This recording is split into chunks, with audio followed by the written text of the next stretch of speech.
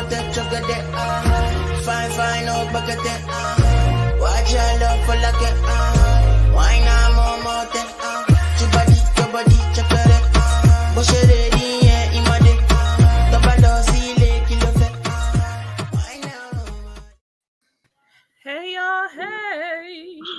What's going on, everybody's? You know, every time doing that intro, I laugh at Cardi's little cartoon because he got them long lashes. But he does in real life, though. I do have very feminine eyelashes that I make other people understand. jealous. I I don't know understand. why. I said that about me all the time. I want to take, when we take our hiatus, I want to get y'all little avatars done too. It'll give me some time to make sure mine looks very black because I don't want to BHCN because on my title. Okay, No one look like me on there. I want to look very black. I mean, I know I'm a little red, but I do feel like he made me a little bit lighter the second time he did the. I'm like, you was really curvy though with that pose. You was like, that's what I really look like in the pictures I sent him. So he took it directly. He said, "Fuck my pictures." I don't know. I don't recognize myself. You be dressed regular in all your pictures. You just got your suit pictures after your avatar was done. I just happened to be in a suit that day. That's all. Call him cargo pant Cardi. No, I didn't even have cargo pants on. He just threw them bitches on me. That's drawn. You said you look like a cargo nigga. That's very disrespectful. Very. I mean, I'm a sweatpants nigga now. Wait. But were you a Jabot nigga growing up? Hey, I only had one pair of Jabot jeans, and that was it. I've never owned a pair of Jabot jeans. What? Never owned a pair. They never had my size. Let me tell you, I would go. They never had my size. I wore nothing but name brand in high school. I was dressed. I was dressed. Jabot. I had colors. I was the first I had the red ones. Yeah, I had the black and the green stripes and the white letters. I was the first one in my school with the strapless Jabots. I was man. You was flossing. Oh, yeah, I just spun on people. I was my super Philly nigga phase. I was wearing Jabots and truckers hats and t-shirts. Dutch and Ed Hardy. I seen was wearing Rockaware jeans. Yep. Rockaware Levi 50. Rockaware Levi 501 and oh man, it was another pair. Them shiny. I can't remember. Guess jeans. Guess. That's it. He definitely looked like he had like a G unit. I definitely had the pencil pocket Guess jeans. Definitely. And we will be getting into the fashions later on in the show. I had fun. I actually had fun getting the pictures together for that. Niggas. All the polo. Okay. Polo bear. Tell me I ain't fresh. Yeah, that was fun. Man, that's a whole trend on the Instagram now. What? It's on the stories, that little ad photo. It's like I ain't fresh, and everybody uploading pictures of being fresh because they talked about Unc, who was fresh with his polo and New Balances. I gotta get my hands on my mom's photo book. Well, it was my grandma's actually. I need to get my hands on it because I know some embarrassing pictures of me in that John. Hey y'all, hey! Welcome to Unicorn Straight No Chaser, where you come for the shenanigans, but you stay for the debauchery. We will be getting into the debauchery of Freaknik later on in the show. Okay, I was very excited for this to happen. I had fun watching it. I had fun doing the research for the pictures.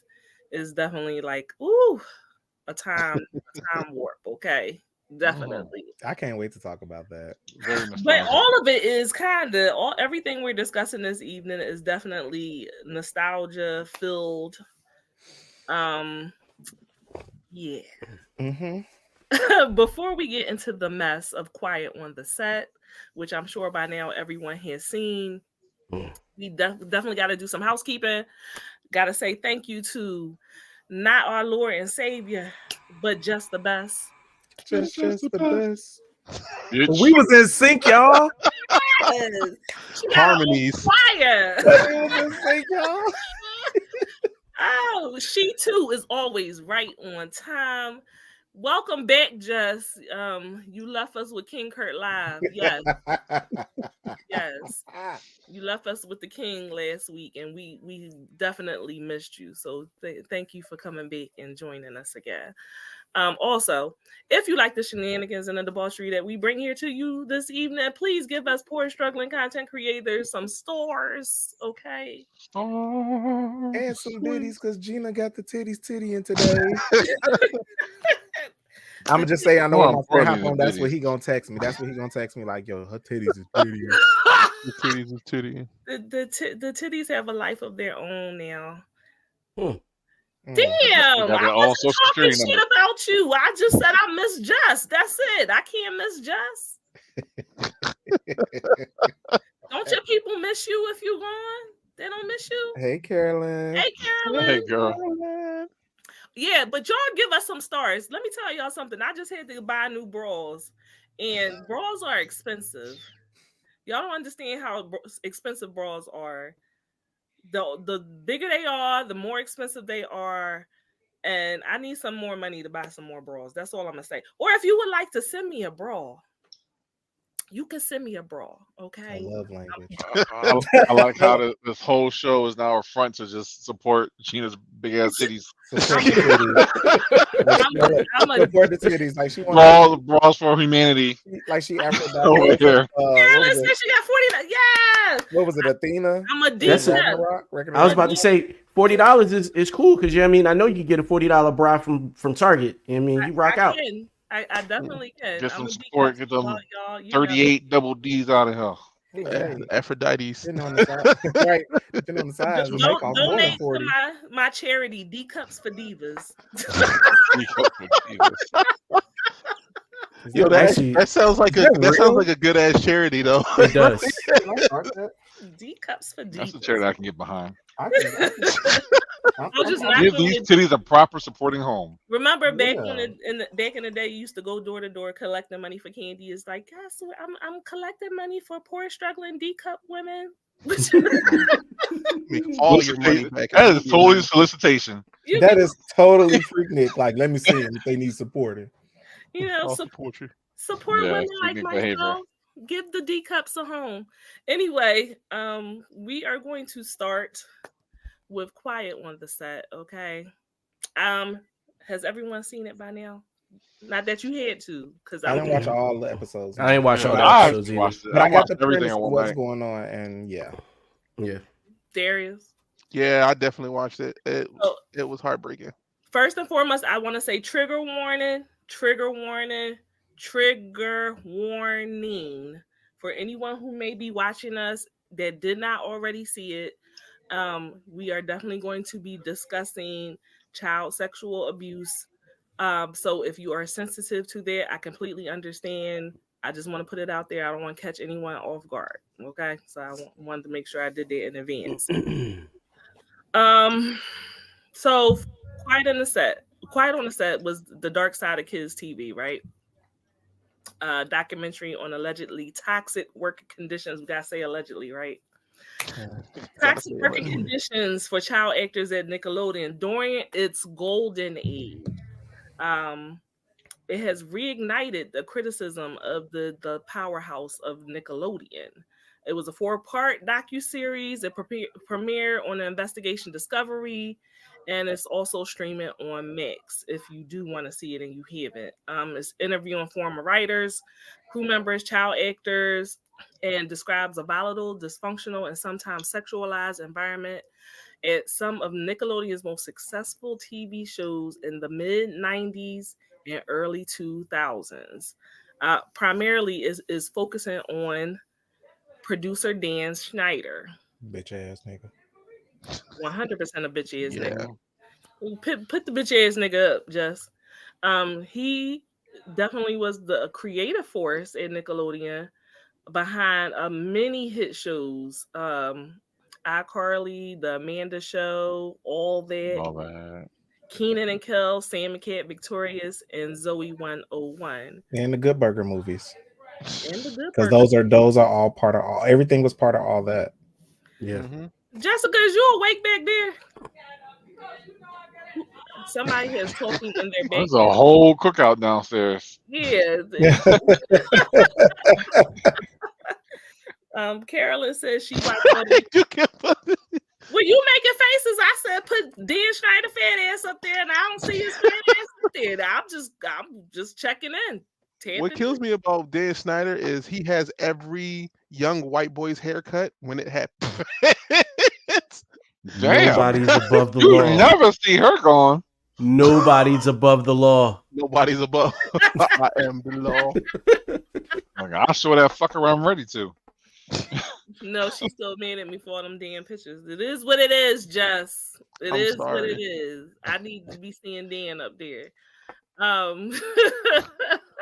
Greasy neck Dan. So Dan, he was instrumental in launching the careers of Amanda Bynes, Ariana Grande, and Drake Bell, who sadly enough revealed in a documentary that he was the unnamed victim in a child sexual abuse trial that sent the former Nickelodeon dialogue coach Brian Peck to prison in mid 2000s. Okay, For only 16 months. That's let's listen. Friends in Hollywood, man. 16 months ain't shit. The fact that they give pedophiles this slap on the wrist is just fucking beyond me. It's not any pedophile, Hollywood pedophiles. Yeah, and they be no, they get real pedophiles too. I don't think that they you depending on the yeah. Don't he look like Jabba the Hutt? I was just about to say that. He looks like he's a creep. With an he looks like I'm even be honest, like on the Amanda show growing up, like watching him even in, like on her show, it was just creepy watching. It was something about him, like especially when he played that old man. Mm-hmm. That was creepy to me. Mm-hmm. Yeah. Now, are we all fans of Nickelodeon? Do we all watch Nickelodeon and enjoy the shows coming up? So all that so bad. I watched all that, and I watched most of their movies, like Good Burger and shit like that. I watched. I was not a fan of the channel. Okay. Cartoon Network kid. I was a Cartoon Network kid. Like, I mean, I started off as a Nickelodeon kid in the 90s because that's like that was the place you wanted to be. Like, I wanted to be on Legends of the Hidden Temple. I wanted to be on Dare Double Dare. I wanted to do the slime and go to Nickelodeon Studios, and I wanted to do these things. I wanted to be an actor on all of that. I was like, that's what I wanted. I want to do this, and that was like a goal.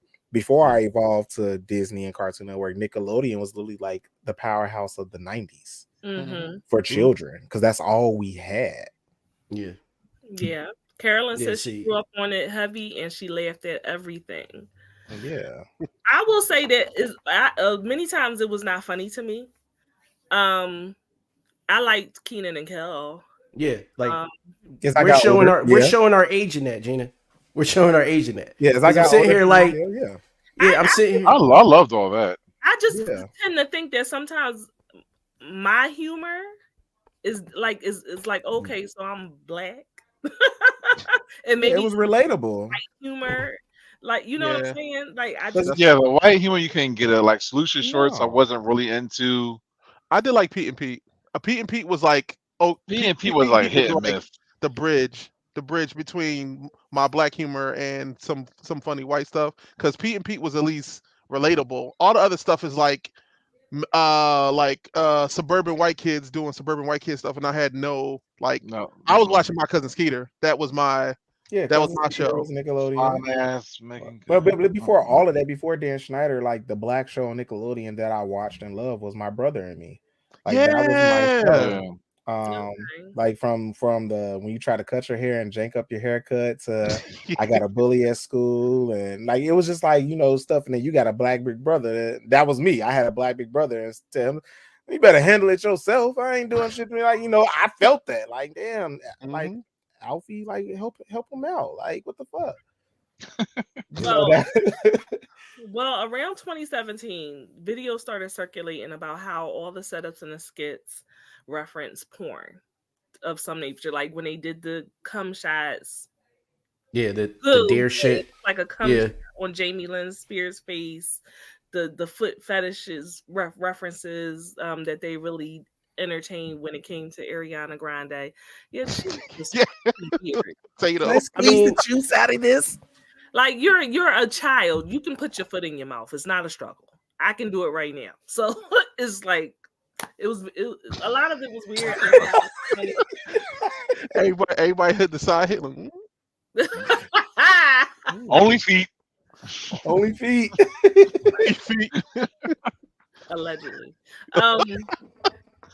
So we all know that Dan's came from Memphis, Tennessee. He definitely was the stereotypical awkward fat kid. Mm-hmm. He got his start on Head of the Class, which I forgot that he definitely was on old Head of school. the Class.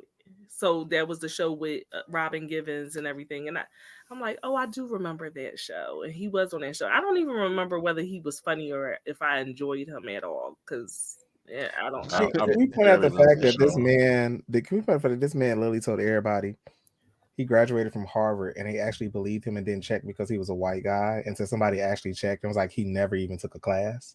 Yeah, I believe exactly. Like this man is executive producer of the entire network by saying he went to Harvard, and it wasn't him, it was his father who went. But it was just like they didn't check, but they just believed him because he was a white guy. So it's like, where was y'all credentialing team? Where did y'all check the credentials before y'all hired him? Like, did that not exist? It's white, it's all right. That was the law. Listen, they got pretty bad. Like the credentialing for Nickelodeon and some of these other kids shows, you think they'd be top tier? Yeah. They are not. I went to Harvard. I'm Dan Schneider. And that's first off, let me put this out here. He does have a Jewish name, and I have nothing against the Jewish community, but white, black, whatever, check credentials. Like, like at the end of the day, he's a horrible human being and he should be locked up, but yet he's still walking around free. Oh. Well, in particular, right, he wrote the pilot for all that, and that's initially how he started to make his name over at Nickelodeon Studios. Okay. And I did like all that. I did like all that. The whole theme song and all that, like I enjoyed it. I definitely went through this. I took notes episode by episode. One of the first things discussed was by one of the black actors by the name of Leon, and he was saying how he hated doing the Noseboy skits. So that was the skits when he had the noses all over him and they looked like penises all over his body. And I'm like, who the fuck okayed this? Who thought this was okay? I think he said what was more uncomfortable was the fact that they kept making him wear superhero costumes where you can see him, and he was finally like coming into his puberty and coming into his body. So with him wearing those tight suits, you were able to see like his dick and shit, and he was like, that was uncomfortable for him, but they kept making him do those skits. And there was a lot of phallic images, a lot of phallic references on the show. And yet the producers would okay all of these things. So that was one of the things they spoke on. Like, okay, I made these skits, but they were okayed by the executives. And what's crazy about it is that you can tell that Dan Schneider has this weird sense of humor. He has a really weird, like overtly sexually charged sense of humor, and that's okay if you're working with adults. You're working with kids. You don't want to make your show weirdly sexually charged. And he was like, "Oh, it's fine. You're reading too much into it." And that's what they all do. They always say, "Oh, you're just thinking too much into it." Well, what's wrong with you that you thinking that because of that? Because that's what you're putting on the screen. Like, look at what's happening. But you saw what happened though, right? Yeah. It was a room full of white men, and the two women that spoke up got fired. Yep, because which we will get to. We definitely will get there. Before there was Amanda Bynes, there was a young actress by the name of Katrina Johnson. Okay. Just if you have her picture, can you please put it up? So she looks good. She does look good, right? She looks good. Probably because she got away from the bullshit. Yeah. She got away from the bullshit and lived her best life. Like she knew when it was time to exit. She was like, "That's my cue. I'm going to college." Like exactly. Well, she was pushed out essentially, but she definitely was the it girl before Amanda Bynes, and unfortunately, what happened to her is what's going to happen to all children. She started to get older. They told her that she was getting too fat and she became curvier because she was going through puberty. And what ended up happening was that she did get edged out once Dan was introduced to Amanda Bynes. So now you have someone that is younger. They are, definitely have the child body, and Katrina's starting to look like a woman. Start the grooming process. She said I wasn't the fat kid anymore.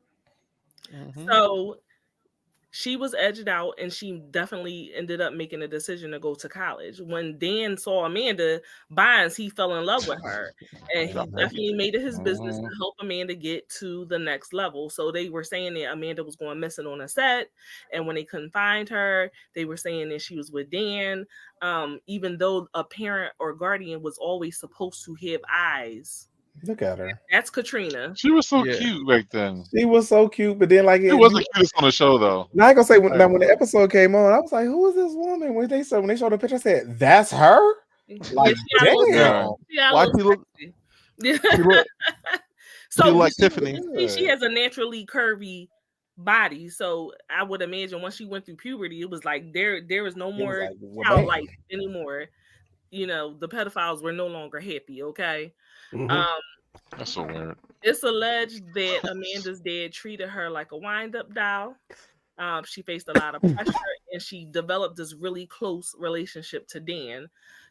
That's when Katrina decided to go away to college, and a year after Katrina went to college, the Amanda Bynes show premiered. I think Amanda's dad had something to do with a lot of that abuse she received, because ain't no way, as her father and me having a daughter, that I'm gonna not be supervising my child on set and let her disappear with a grown ass man. I think he said do what needs to be done to make it happen, because you got to think about it. These kids were taking care of their families. Yep, they were the breadwinners. So the father, in a sense, was more so. He looked like a creep his damn self. Let's talk about that. He himself, in a sense, had a lot of private conversations with Dan Schneider on how and what to do with Amanda. And that's how Amanda blew up so big, because she was new, and then all of a sudden she got her own show after like a year or two, right? Yeah. Yep. And it was like, hold up. Where they never managed to give Katrina her show, but never give her show very fast. Yeah, Amanda's happened really fast, and it even took Keenan and Kel a while to get their show. Yep. Well, they were black, so of course you knew that was right.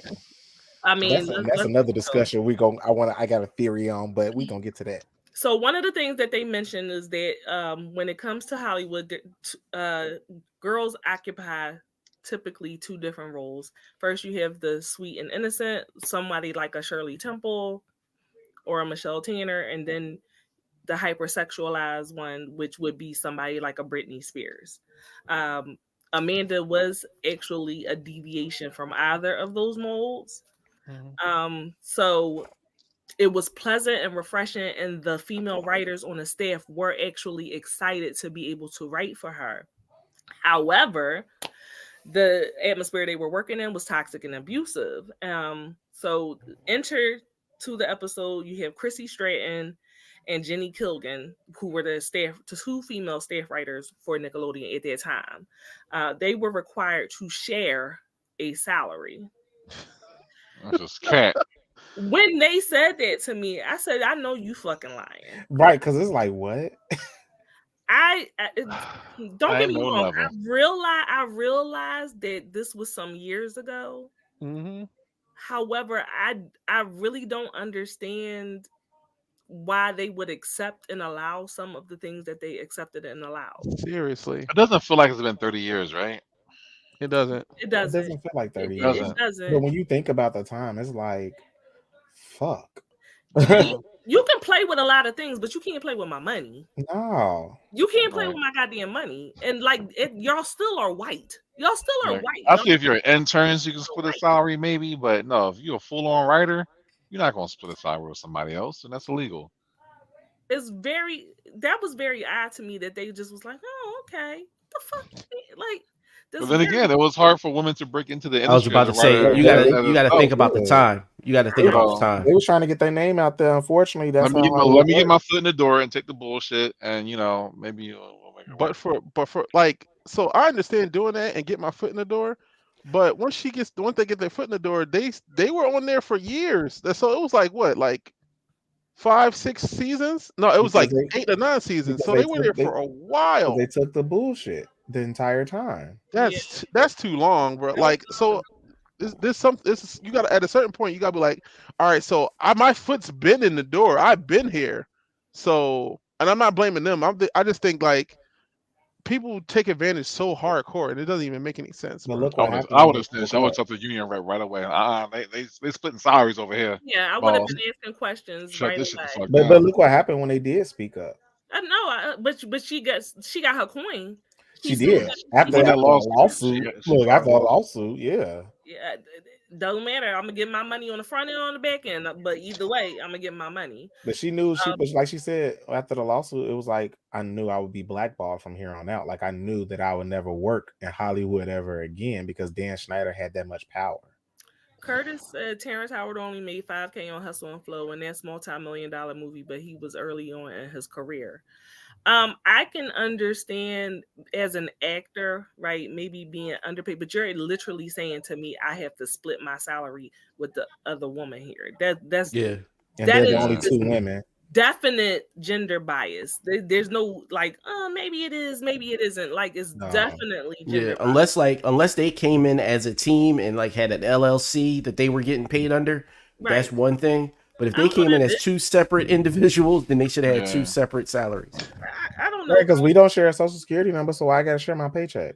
Exactly. Yeah. Also, that's the thing. So that must mean that they were paid under the table, because there's no way that they can legally split that up like that. Or they made them sign a contract with only half the salary presented, and so therefore both of their contracts make up one salary. Exactly. And knowing dang well they got the fucking money. And they just wanted their foot in the door so they could at least establish themselves as writers.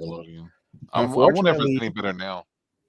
But aside from them having to split their salary, they went through a number of uncomfortable things and situations. One of them would be that they were definitely disturbed by the character that they made for Amanda, Penelope Taint. Okay. So they were talking about that in the chat too. It's like somebody did mention that in the chat. Dan said not to tell the executives what it actually meant. Like they actually asked, like, what taint? What does that mean? And so he told them not to tell the everybody fucking knows what the taint is, okay? Well, they're like, no, she's tainted. My mind was like the gooch. And I remember Penelope Taint. And then I was like, Amanda, he was annoying as hell. I like how he got away with that. Whole stalker.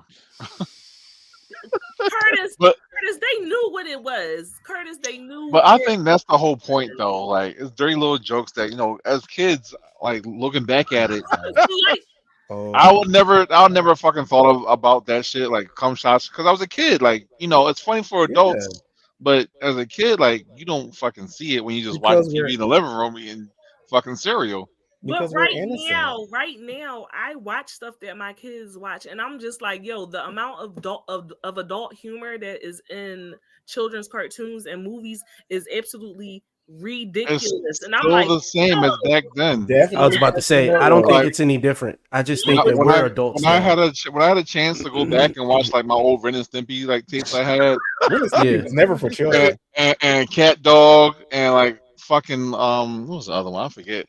But the shit I was seeing, like Angry Beavers, Cow and Chicken. Cow and Chicken that's Cartoon Network. That shit was also crazy. But I was realizing, looking at like, yo, there's so much sexual innuendos in here that just are the writers bored? Like, what the fuck? Or imagine him saying to one of the writers, I will put your sketch. I'll put your sketch on the show if you pretend that you're being sodomized. If you act out that you're being sodomized. And I don't understand. I get it. People have to pay bills and things of that nature. But at what point do you say enough is enough? I'm not acting out being sodomized for anybody. You're not going to disrespect me in front of everyone. Like, I will say it seemed as if one of the female writers had a little bit more respect for herself than the other one. in my opinion. And she never got that money either. One of them did. One of them did. Oh no! In that situation, when Dan asked for that, he's like, "Yo, I'll give you $300." Oh no, she never got their money. No, never got the money. No. Yeah, she never got that, but she got way more. She got way more. At the end, she ended up getting what she was supposed to. So they moved on to episode 2, and they were saying, you know, what I like about you. If y'all remember what I like about you. The WB. I forgot about the WB. The WB used to have all the little corny shows on it that I love to watch. Yeah, I never paid them no mind. You never watched the WB? No, just the cartoons, but when it came like the Seventh Heaven and all the other bullshit, I was never like, watched any of that shit. Switch, turn it off. Turn it off. Wait. Them dramas was hitting, bro. By the way, we also found out that the dad in Seventh Heaven was a pedophile too. The dad on Seventh Heaven was a pedophile. That was WB. That was a big scandal. I'm getting it mixed up with UPN. I was a UPN person. Yes. Oh, that man right there on the left hand side. Oh, evil Nick Cannon. Yeah. Evil Nick Cannon. That's crazy. Carolyn, you hated Seventh Heaven? I didn't watch it. I hated that. I didn't watch it. So it made all sense. Like how you got 7 kids in your house and you playing a dad and you fucking. I didn't watch Dawson's Creek. I didn't watch none of those white shows. Dawson's Creek used to be my shit. I didn't watch Dawson's Creek. One Tree Hill, Everwood, Seventh Heaven. What else? Buffy was on WB, right? Buffy was Buffy, of course. Yeah, so I watched Buffy because I was like, I watched Buffy, and that was really it. Yeah, I watched Buffy. Buffy, Dawson's Creek. What else? What else was it? Felicity. I didn't like those are all tween shows. Like that wasn't shows for like boys. I'm sorry. I like my dramas because at that point in time, boys were still outside. Because like I'm sitting here, y'all naming all of these shows, and I'm like, yo, I didn't start watching Charmed until I was an adult. Yeah, I watched Charmed as a teenager. Oh no, Mama! Like I was outside playing basketball, but I was on like, come on, you come in the house, and it's Seinfeld, then it's adult Simpsons, adult, then Jeopardy, then it's what's the name, shit. And then all of those shows come on. Jeopardy? But that stuff came on at nighttime though. Jeopardy and Wheel of Future. Yeah, because we was outside during the day. Yeah, we was in the streets.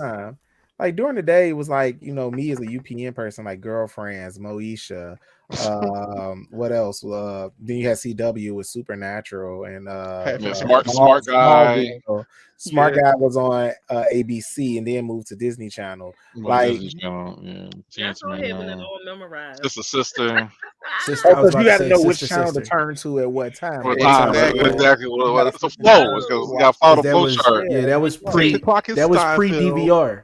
6:30 is Simpsons. 7 o'clock. Then you get the second episode. You started at 4:30 because you have Pokemon, and then Then you switched over to Cartoon Network for Toonami. You watch the Dragon Ball Z and your Hashiko.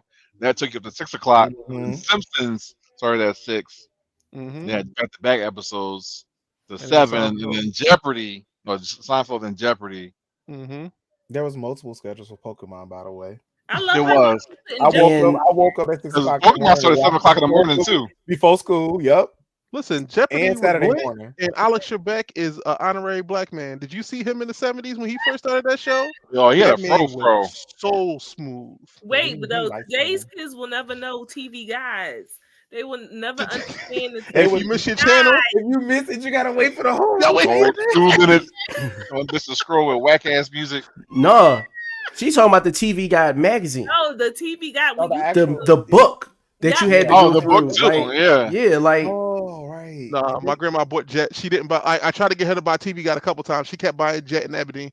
She wouldn't buy the TV Guide. Yeah, Ebony. She was like, "Whatever, come on. I know what time my shows come on. All my children in General Hospital come on at this time. There was one more. Wheel of Fortune come on at this time. Jeopardy come on after. She know." The beauty of the week in Jet magazine. That was the best part of goddamn magazine. They were on my wall.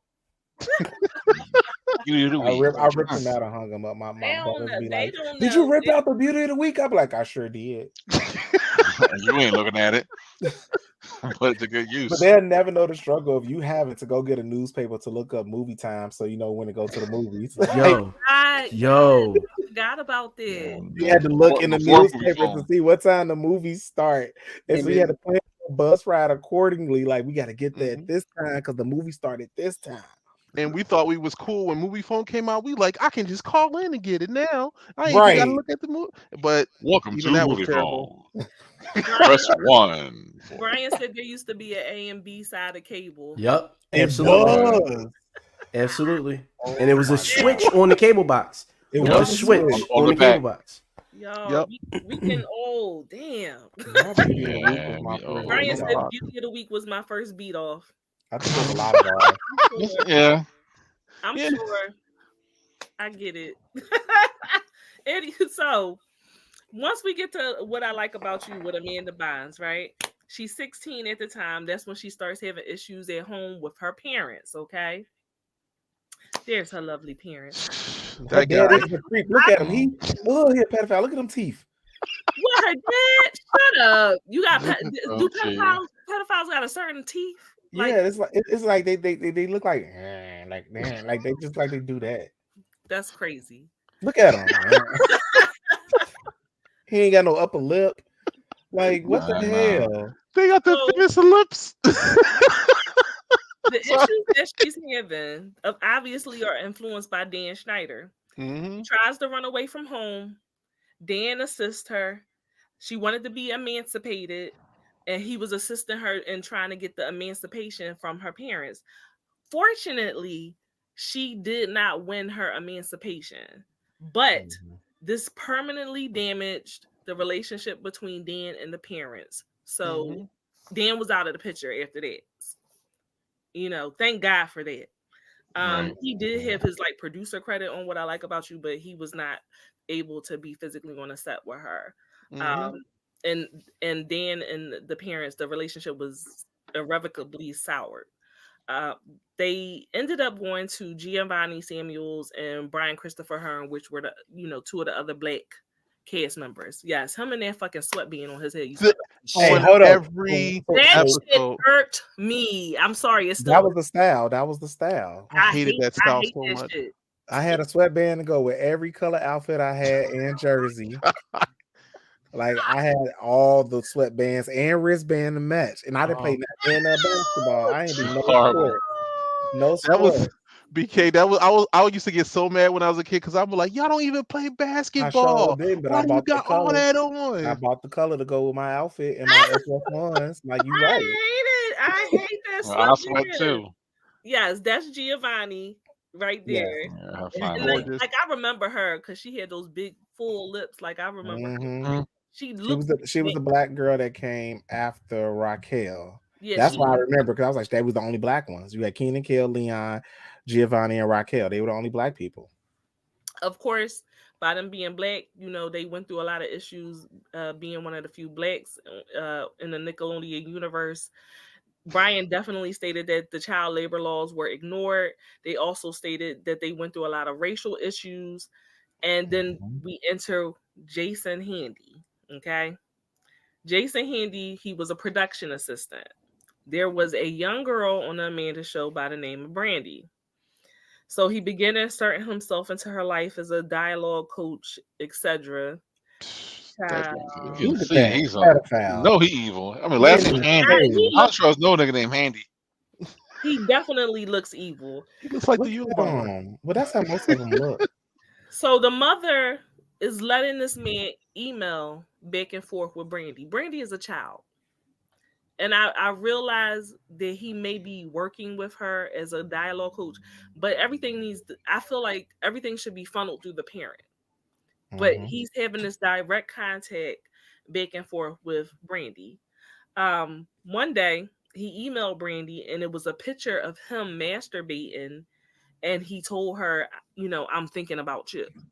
Of course, the mother sees that Brandy is upset, and she speaks to her. What happened?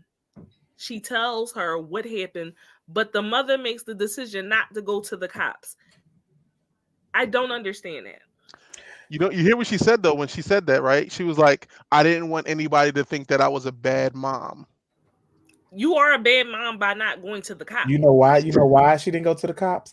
Because she chose money over her child's safety. She's a parent. She's one of those parents who would have sold her daughter to R. Kelly if she had the opportunity. That's the type of parent she is. So at the end of the day, that she chose to do nothing, she looks exactly like what she claims she didn't want to choose to look like. And I have no sympathy for motherfuckers who are like that, because it all goes back to the same thing of R. Kelly. Y'all sold y'all daughters to this man knowing what he was doing and capable of. And at the end of the day, on set of Nickelodeon, y'all noticed the fewer cases of this was the black children, because black parents don't play that about their goddamn kids. Like, you don't, it's certain things you allow that you peep and allow, and there's some things you don't. And you know your child is working in Hollywood. You know Hollywood got his rumors and shit. Why don't you have a close eye or right there on set during film? Like, I just don't get it. I don't get it. And at that point, it just made me, I'm sorry, it just made me feel like y'all choosing the money over your child's safety, mental health. You destroying your own relationship with your child. Like, y'all some shitty ass parents. Exactly. 100%. I believe she definitely was lying for the cameras. You did not call the cops, not because you thought you were going to look like a bad parent. You definitely wanted her to continue to be able to work if she wanted to work. Of course, eventually down the line, Brandy's mother gets contacted because Jason Handy ended up being arrested for child molestation. They found in his possession 10,000 images of children, 1,768 images of young girls in erotic poses, 238 images of girls in sexually explicit situations, and then plastic bags that had girls' names on it with tokens inside of them. Inside of Brandy's bag was letters that they sent back and forth. But another young girl's bag, for instance, had a pair of underwear in it. Okay. So he had been doing this for a really long time. He was not new to being a pedophile. He had it down to a science. I'm not really sure what tripped him up, but I'm sure he abused hundreds and hundreds of girls. And that's my issue. If you got evidence like that, of course. You thought about your daughter. 10,000 pictures. Yeah. And over 1,000 sexually explicit poses. Yes. That's crazy. Over 1,700 images of young girls in erotic poses. Yes. I just need 10 minutes with him and solitary. Like, just let me in the room real quick. I promise you. Just give me pipe and a blowtorch. I promise you. The one thing I do not stand is pedophiles. I can't. That's an unforgivable act. Let me tell you one of the most heartbreaking things that I've ever seen in my life. When you go to CHOP and if someone is getting a rape kit done, they have drawers full of different sizes of underwears. So they have all these drawers with little girls' underwear in it. So if they do a rape kit on a child, they can give them underwear to put on. That is the most heartbreaking thing I have ever seen in my life. What's CHOP for the people outside of Philadelphia? I'm sorry. CHOP is Children's Hospital. Children's Hospital here in Philadelphia. But to know to know that that's something that they have to keep at the hospital because it's something that they probably do often, that is sickening, it's heartbreaking, and it is indicative of a really large scale issue that we have, not just in America, but worldwide. Pedophilia is a huge problem. And we act like it happens sometimes. No, it happens a lot. Every day. A lot. They talking about trying to make it a relationship style. So they trying to include it inside the LGBTQIA community, and a little stripe on the flag. No. Pedophilia is no way affiliated, associated, regulated, or just no. Hell no. That's no. No. Fuck that. No. I don't know why they didn't get arrested just for bringing it up. Even in those countries where they have arranged marriages for their 13-year-old daughters, no, I do not agree. Nope. And at the end of the day, like I told my grandmother, I kind of, back in the day, our grandmothers were young when they started having children and married some of our grandfathers. And I talk about this all the time. My grandmother, she had my father at 15 years old. She was married and had my father 15 years old. But back in the day, that was grown ass woman. Back then, that was considered a grown ass woman. But then her second marriage, her husband was 18 years older than her, and that bothered me. I was like, Granny, he was a grown man when you were born. That didn't bother you? She's like, no, he was an adult male, and he had a job, and he took care of the household. That's all that mattered back then. Yeah, and Mister. Yeah, he was a mister. Oh God, but he wouldn't. No, he wasn't mister because my grandmother, she fights, so maybe she was the abusive, beaten ass one. But at the end of the day, it's just like, back then, that was because once you're able to bear children, a woman was considered grown. Right. And that's disturbing because some women can start bearing children as early as 11, 12 years old. No, I got my period at 10. I was about to say, when they get their first blood. And my family is 9 or 10. So yeah, my little cousin, I think she was like 10. She was like 10. It's also something in the food now too. But a lot of women is that young. Unfortunately, Carolyn is a nurse, and she says she cannot do pediatrics. That part of medicine is heartbreaking. It's still a hard thing to avoid, though. I definitely would not have. And in fact, one of the things that kept me from becoming a child psychologist, which was initially what I wanted to be when I was younger, is the fact that I would not be able to deal with someone that came into me, and confessed that this is what's going on at home. I would not be able to carry the weight of that. That's why I left pediatrics. I used to be a pediatric clinic coordinator, and the things that I hear from children, honestly, as a mandated reporter, I was like, I can't do this because I don't want to break up a home, because the children are already going through enough. And I would feel the weight of them being put in foster care and in the system. And just hearing the stories of what their life is like and the things they go through, it is heartbreaking. Like, you want to give them that hug, but you can't do that in healthcare. You really have to like keep your distance. And it is very, very heartbreaking with some kids. Like, there are some kids, like, I want to go to the school just to check on them because I ain't heard from them in a couple of years. Like, it's just that. And you have to be a strong person to work with pediatrics, and that's just what it is. Definitely. Curtis says a lot of cultures believe 13 is the age of adulthood, which it absolutely is not. Men would actually have to wait for a girl's first cycle before they could marry them, but the first cycle could come early in age. One of the interesting things is the sentencing that pedophiles get. Nothing. So this man actually, Jason Handy, he had journals saying that he was a pedophile and that he wanted to rape a child. Okay. He only got sentenced to 6 years and 4 months. That ain't shit. Well, is it Florida? Is it Florida or Louisiana that said that now, if you're convicted of pedophilia, the death penalty is on the table? Florida.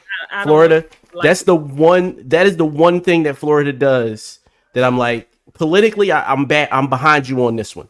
Because I've been begging for like some state to do it first, to say, yo, this is, if you fuck with our kids, it's punishable by death. Period. Like, I personally think that that's the way that we should do it federally. But I also am a person that believes in the death penalty. Everybody doesn't. But life in prison, one time, we don't have to do this. We don't have to see you do this twice. If you're convicted once, life in prison minimum. And what's crazy, it's funny you say that, because Jason Handy got out and he did it again. Yeah. And he has a second case. He's in jail right now till 2038 because of messing around with another young child. And it's crazy. He got out, did it again, and now he's in jail for an extended amount of time. But it's wild. It's wild. Like, there's no way you get out after a year. Some of them get probation, and they just like, yep, well, I guess I got to go on a sex registry list. See, okay, we are going to get into a horrible, traumatic circle and cycle of abuse later on, because it is sad, because abused children grow up to become abusers. Either abusers or broken people. Like, being sexually assaulted really changes and alters the trajectory of your life and your thought process and how you move and the things you do later in life. And at the end of the day, it is your fault that someone turns out the way that they are. They were like, you took away an innocence, you took away something that could have been you fucked them up. Like in a sense, like look, like let's just look at the stars now. Look at Amanda. Hey, Sal. Look what happened. I wish she would have talked after on the documentary. She ain't talking. One thing I've learned from these videos, these little 20-second videos she doing, Amanda's not talking. She's at peace at where she's at now. Look at that. She's Who's at that? peace. That's Amanda. That's Fuck out of here. Oh my God. She's in school to be a nail tech and she wants everybody to wish her the best. That's what she said. Jesus. She's in school to be a nail tech and she wants everybody to wish her the best. And that's what she wants to do. So all we could do is get behind and support her. Yep. That's all we can do. So let her have her happiness. She deserves it. Let her have it. That's what she wants to do. Let her do it because she's been fucked up. So we moving on to the Brian Peck of it all. Okay. Bitch ass nigga. So Brian Peck, he was a dialogue coach for Nickelodeon. Okay. He got a punchable face. That nigga pisses me off so bad. I swear to God. He need to be chemically castrated. He met Drake Bell from Drake and Josh when Drake started working on the Amanda show. Okay. I have a question. Yes. Has it been confirmed if Brian Peck is related to Josh Peck? No, it has not. Not yet. I think so. I know a lot of You people. like Charlie Sheen. No, I like Charlie Sheen. Like Matt Pat. You look like a young Charlie Sheen. Daniel, Josh. Curtis, you want to sock his face? Everybody wants to sock his face. I want to choke him. So Kyle Sullivan, he was a guest star on the Amanda show, and he also appeared on All That for 4 years. Sullivan described the set of All That as dysfunctional. So Sullivan has said in a documentary that when visiting Brian Peck's house for the first time with other castmates and parents, I'm going to say that again, other castmates and parents, Peck showed him a painting from John Wayne Gacy and revealed that he was friends with the serial killer. Okay. He showed him letters and photos that he exchanged. He was a pen pal with John Wayne Gacy. Red fucking flag. And Kyle Sullivan is about 14 years old at this point. He said, I'm 14 and I didn't know the details, but I knew that this guy was a fucking serial killer who killed a lot of young men and boys.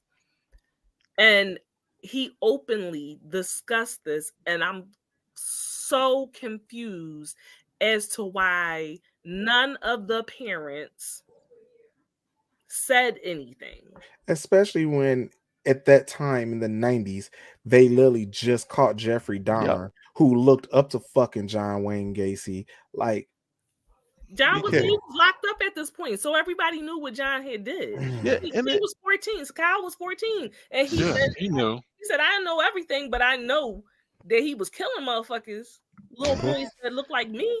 And then it wasn't even like oh, look at this cool thing. This man had letters. He was like, oh, I'm gonna go to my side bedside table, bring out this stack of letters, and show. Hey, look at this one. Look at this. Like, everybody. Show everybody. He was proud of it. Party trick. He did it in plain sight. So we have Drake Bell's dead. Okay, I love this man. I feel ooh. The only good parent in that whole entire series. Only good fucking parent. His dad stated that he started to notice things about Brian Peck. Brian used to portray a character called Pickle Boy. Okay. And that was another character that dealt in a lot of phallic images. So he's walking around with these piles of pickles and sticking pickles through the doorknob, and it looked like a glory hole. That scene, it was a glory hole. Ray Romano, when he stuck the pickle through the hole where the doorknob should have been, that was a glory. That's a glory hole. And then Ray picks the shit up and bites it, and I'm just like, you're a grown ass fucking man. Like seriously, my nigga, what? The door and you picked it up and put it in your mouth. Like, are we going to pretend like that's not what happened? Have you ever been swallowed? You know. Sorry. I'm sorry. I'm sorry. I'm sorry. Oh my God. We're gonna put the C in behind your name for now. Okay. I'm sorry. Dr. Boomar, comma CN. Okay. So I'm sorry. Drake's dad felt like many things that Peck was doing was weird and inappropriate, and he felt like Peck was touching his son too much. So he went to the higher ups about it, and they say, "Well, he's gay, so maybe you're homophobic and you're projecting because you're actually homophobic." And Gaslighted the fuck out of him. So definitely that. gaslit the man, and to the point where he was questioning Like, himself. gay guys can't like boys too. Because Like, people the fuck? already say that gay people are pedophiles, and I really don't like that. So that right there alone is just like, ooh, it's blood boiling, because like, what the fuck? Don't put that shit off on gay people. Yeah. Now, after he voiced his concerns, unfortunately, Drake's dad was ostracized, and then Brian made it his business to begin to poison Drake against his father and to drive a wedge in between them. Okay. Told him that his father was stealing his money and that his dad shouldn't be managing him. And so Drake just was like, well, he's been in the business so long, so I believed them. First of all, the fuck, your dad been there. Your dad been there. You have a good relationship with your father. Came out my ball sack. You need to fucking listen to me. How the fuck somebody just come to you and tell you any old thing about your father, and you're like, I believed it. But the smoke that I have, the smoke that I have is for fucking Drake's mother. That bitch. Look at her. She looked like one of them. Jamie Lee Crusty. Okay. She looked like one of them. This is the bitch that I have a problem with, and all of this. This is the lady who irritates me and gets me heated. They forced Drake's dad out as manager, which she allowed them to do. But Drake's father said, "Do not ever let Drake be alone with Brian Peck." And what does this bitch do? Turn right around and let him be alone with Brian Peck, because she didn't feel like fucking driving. Didn't feel like fucking driving. So now he had to spend the night and shit. Like, mind you, before this, his father was always there, like always in eyesight of his son during those lessons that he was like doing with Peck. And this bitch just said, "Here, you can have him on a silver fucking platter, on a silver plate." And it made me mad because Drake was still defending his mother. He manipulated my mom. Your mother's a grown ass fucking woman.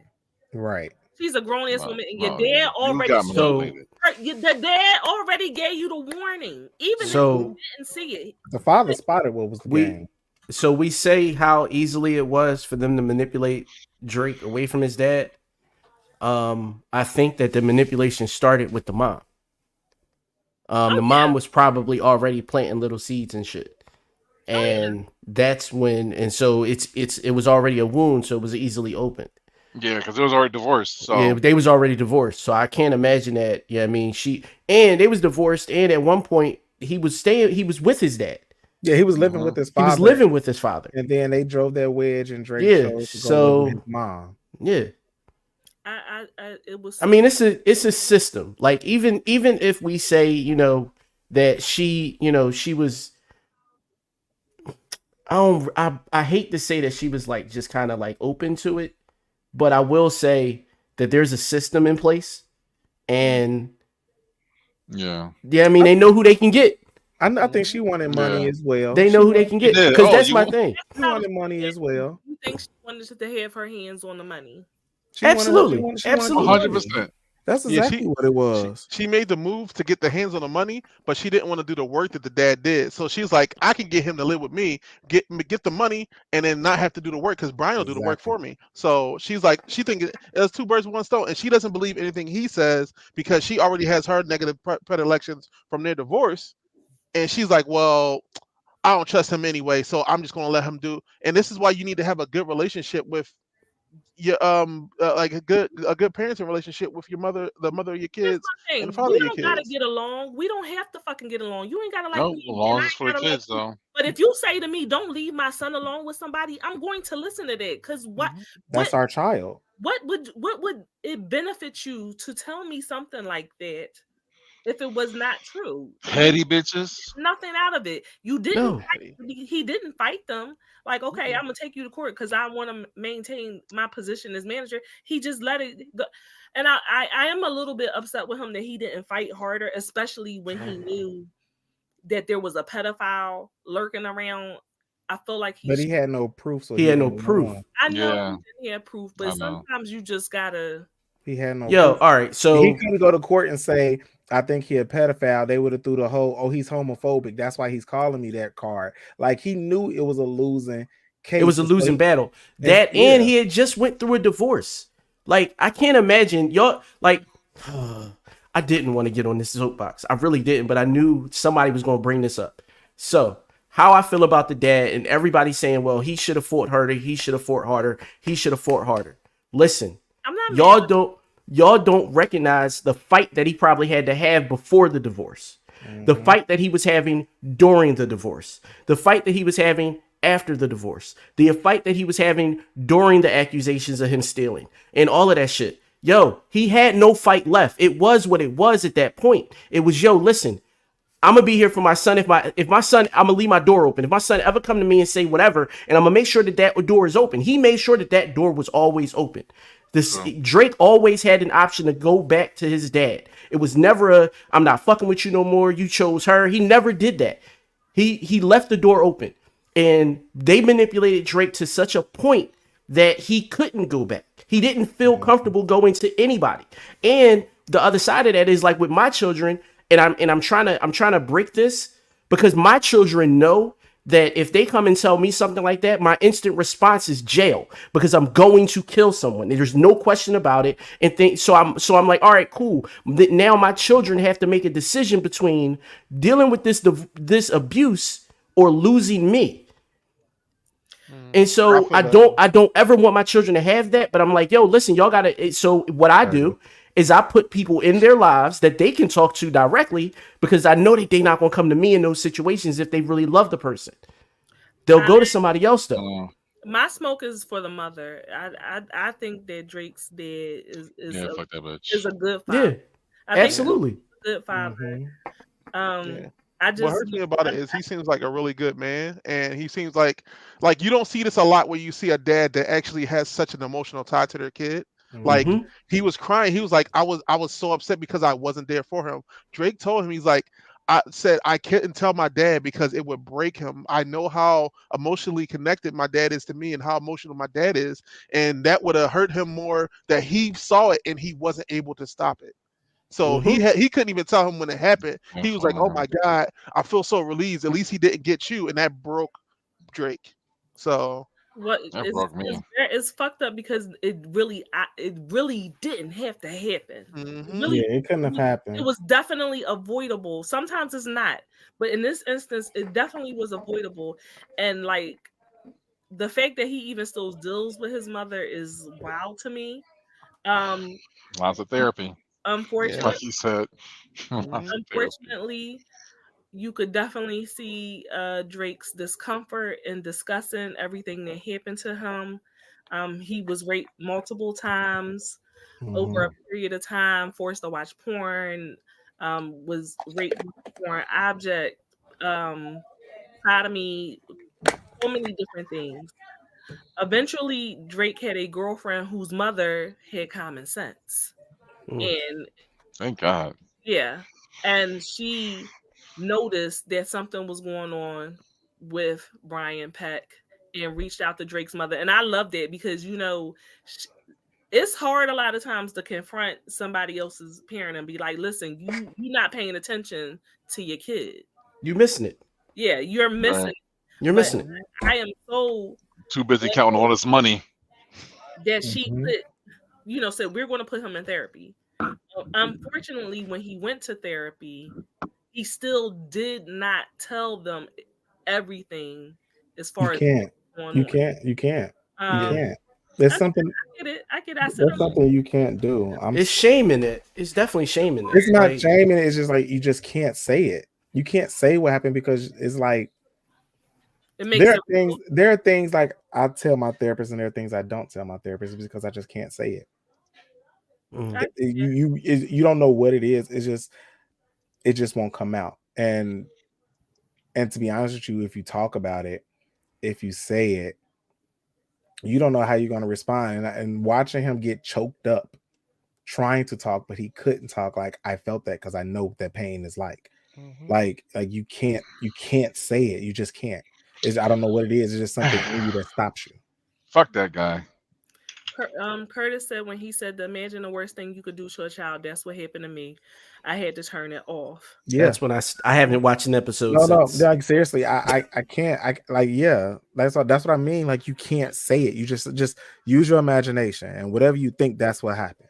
Like, I can't say exactly what happened. And the thing is, his dad still didn't know. All this shit was unraveling, and this bitch still didn't tell his fucking dad. Like, how do you not? But you know what? That probably was for her safety. Because how do I tell him that you warned me? Because he would have went to court and got custody of his son. Oh no! Fuck custody. He'd have killed her. He'd have snapped. He'd have snapped because he was an emotional type guy. He would have snapped. It would have been instant. It would have been, and that's why that's really what Drake was trying to avoid. It wasn't about like Brian and them. It was about his mother. He was protecting his mother at that point because he knew, that man's going to snap. And I saw the last time he was probably there. The last time they had a real big fight, and was like, "Yeah, I don't ever want to see that again." And to be honest with you, that is a real thing. Some sexual assault victims don't say anything to protect their parents from the other parent. Yep, literally. Like, it's called accountability. I mean, starting the conversation. Oh yeah, your son went to Disneyland with Brian Peck alone. There was so many things that I like. This is bitch. You did what? You okay? That shit. Why is a grown man taking my son to like? She didn't want to be a parent, right? She didn't. She just wanted the money. She just wanted the money. She probably know. Let me take your son out. Let me give you $2,000 cash. No worries. He'll be back by Monday. Let's go back to the first episode when Raquel mom was on set and she was like, "You looking at Amanda in a bathing suit and a grown ass man in a hot tub? Like, who does that?" Like, the black parent was like, "What the fuck? Like, why would you allow that to happen?" So, like, in a sense, it's just like she was one of those moms that like, "I'll trust you with my child." Ain't no black parent letting their child not nowhere with a strange ass white man for some fucking audition without them being, because they want to know what's going on with their child. Not even Michael Jackson. Hell no. Nope. So January 2004, Drake and Josh premiered. Okay, this was after Peck was arrested. His dad still don't know what is happening. Because it was anonymous. October 2004, they went to court, and Drake was only 15 years old at the time. Okay. He made a point saying that when they went into the courtroom, Brian Peck's side was filled with supporters, and the only people on his side was him, his brother, and his mother. Bitch ass mom. Dad still don't fucking know. Okay. Of course, which was really touching for me was when he said he addressed all of them and told them, like, how fucking dare you? How fucking dare you be here supporting this man that violated me? Curtis, he's dead. Alan Thicke is dead, Curtis. I'm sorry. Yeah, he died. He's dead. Yeah, he's he can be canceled and dead. Yeah, that's true. But but it was the fact that I think what was more disturbing was Drake remained anonymous because he didn't want his show to get canceled, and the fact that Dan Schneider called him and was like, "Was it you?" And nothing still happened. In a sense, like at that point, Drake literally he could have killed himself. Mm-hmm. That's enough to drive someone to kill themselves. And who said? Someone just said it in the comments. Don, some people put walls up around what happened, and those walls keep a person standing, not so much to keep others out. It's literally just because it's like, hey, that's a past that's behind me. I don't want to talk about it. It's dark, and I'm going to continue, because if I open up that chamber, if I let down that wall, it can literally drive somebody insane, because it's like they locked that away on purpose. and is not trying to revisit it. So Drake, literally, I applaud him for being as strong as he is, because that's something that most people lose their minds over in life. Well, you know, they had the 41 letters that people wrote to support Brian. Fuck them all. They're saying They that all they didn't know they all need to what be the charges investigated. were. They all need to be I was about to say, yeah, most of them probably do. When they say they didn't know, what the fuck did you think you was writing a letter for? Well, see, that's the thing. You're writing, most of the time when you write a character letter, you're literally are just writing a character letter. But they don't the Joanna Curran specifically said, like, for him to have done this, he had to be under a tremendous amount of stress. Or oh well, yeah. See, no, she's probably a pedophile too. She's addressing something specifically. Yeah. So what were you told if you claim you didn't know? What were you writing this letter for? Listen, what you think he and like? What you I think agree for? And what's crazy is I think it's Kimmy Robertson. She's still friends with that dude. They got social media posts a couple months, a couple years ago. Like she had some shady she shit. looked like she touched kids. Looking like it. Well, okay, so let's talk. All whites look like they touch kids. A lot of times, I feel like with the women, they were victims of abuse themselves, and like they feel like this is normal. Like Nicki Minaj is one of those people for me. She strikes me as somebody who may have, you know, she was her brother's first victim, and I'm not saying it out loud, but that's my thoughts. That's my thoughts. I'm sorry, she knew it was wrong. Okay, that. I feel like she may have experienced some abuse, and so she thinks her brother's first victim. The shit that's going on around her, this shit is normal. This is how I grew up. What are you talking about? So you gonna marry a pedophile? Yes, because that's what she used to. Because she's like, it's normal. This is it. What happens when you normalize it. A lot of times when people go through trauma and chaos, they are comfortable in it. They don't know when it's peaceful. They are snapping. Anxiety is on 1,000,000. Depression on 1,000. They don't know how to handle that. What peace, nigga? Ain't nothing peaceful. And chaos. Now that's why you go to therapy, because when you are comfortable in chaos, and you a lot of people don't even know it. They go through their lives unconsciously putting themselves in fucked up situations and causing bullshit all around them, because that is what they know, that's what they're used to, that's where they're comfortable, that's where they thrive. And it's a domino effect, and it affects the people around you. And that does. Your trauma begets other trauma. That's why I'm always an advocate for people getting therapy. I get it. People put walls up and stuff, and it gets worse before it gets better, but it gets better. And you don't realize sometimes how you are navigating and operating in your other relationships with your kids, with your significant other, because you haven't dealt with your trauma. You haven't addressed it. And so it's going to ooze out in other areas. And you may think, I'm cool, I'm operating just fine, but you're not. You're really not. And a lot of people, their trauma, it jumps out. Yeah, and it'll jump out onto you. Yeah. So you can have something that you're healed from and that you move past and that you feel you're good on, and you run into somebody who has a similar trauma that they haven't healed from, and that shit'll jump off of them and jump onto you.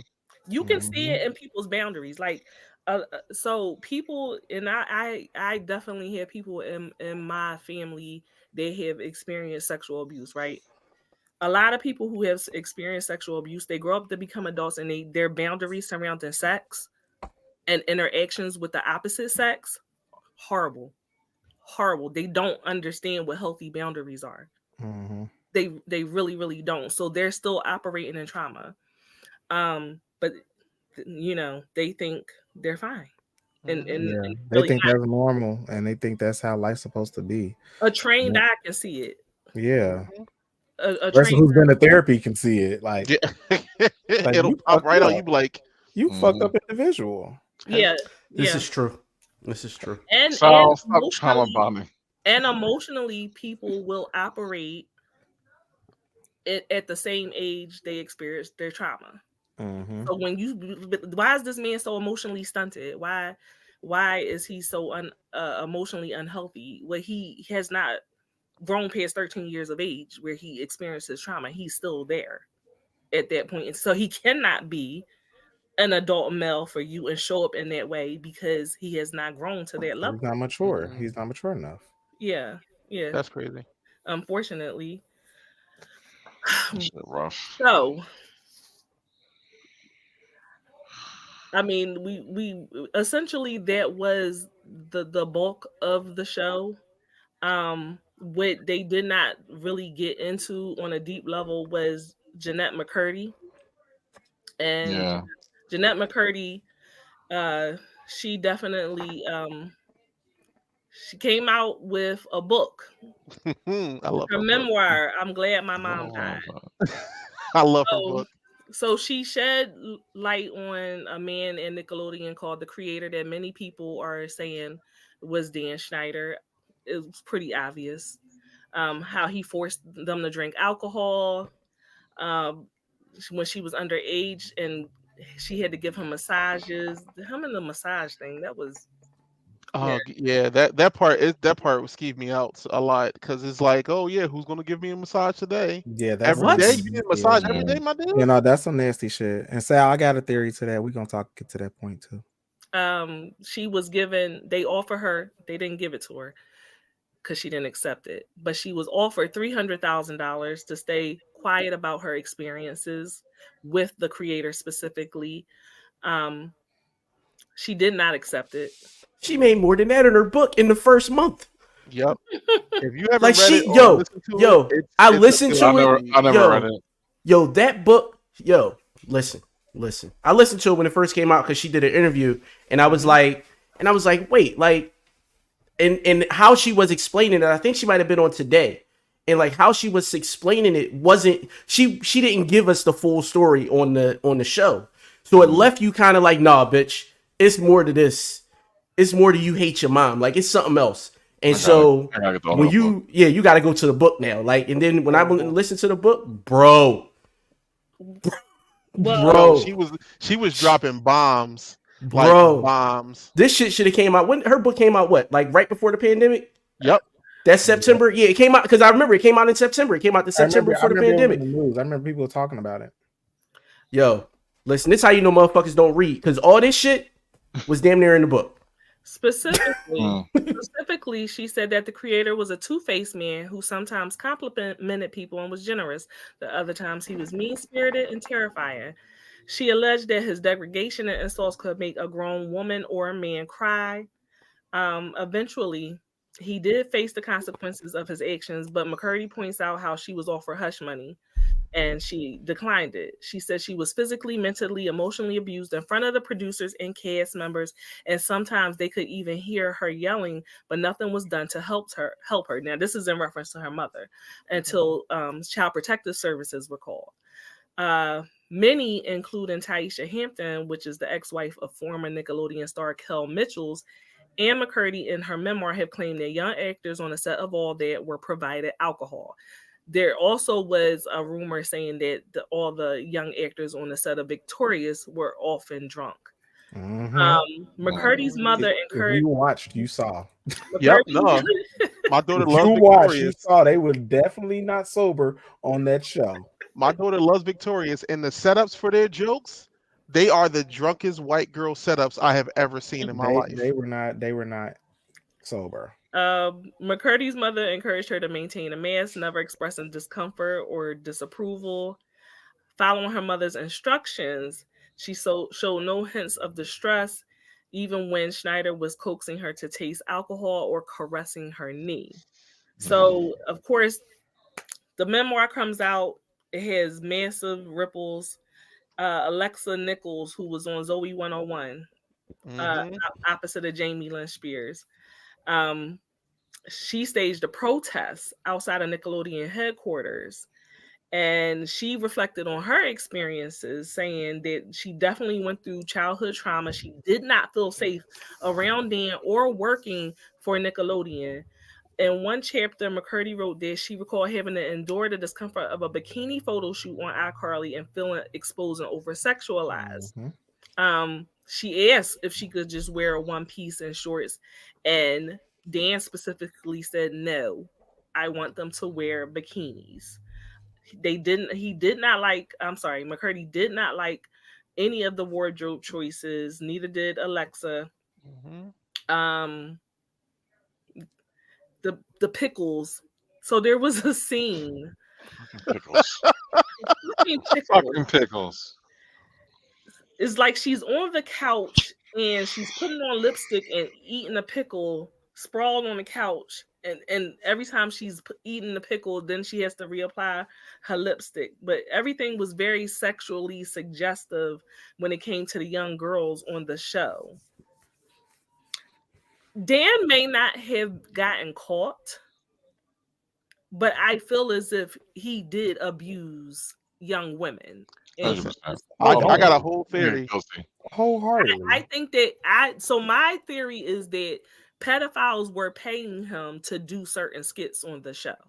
Mm-hmm. I want to see this foot fetish situation. I want to see this young girl. That's crazy. I really feel like he was paid off to do essentially child porn right in front of everyone's face. That's actually, that makes sense. That's exactly what was happening. And I'll take it a step further. The thing about Dan Snyder is he was that kind of awkward white guy, fat kid that didn't really get girls. He didn't get no play. You could tell he didn't get no play. So then he wanted to see all, like, that's why he wanted them to wear them skimpy outfits. That's why he had them do certain things, because he never got to be around the hot girls when he was younger. So he's living that shit out now with these young girls. And he's like, yeah, I want to have hot women all around me. They're not women, dude. They're children. These are children.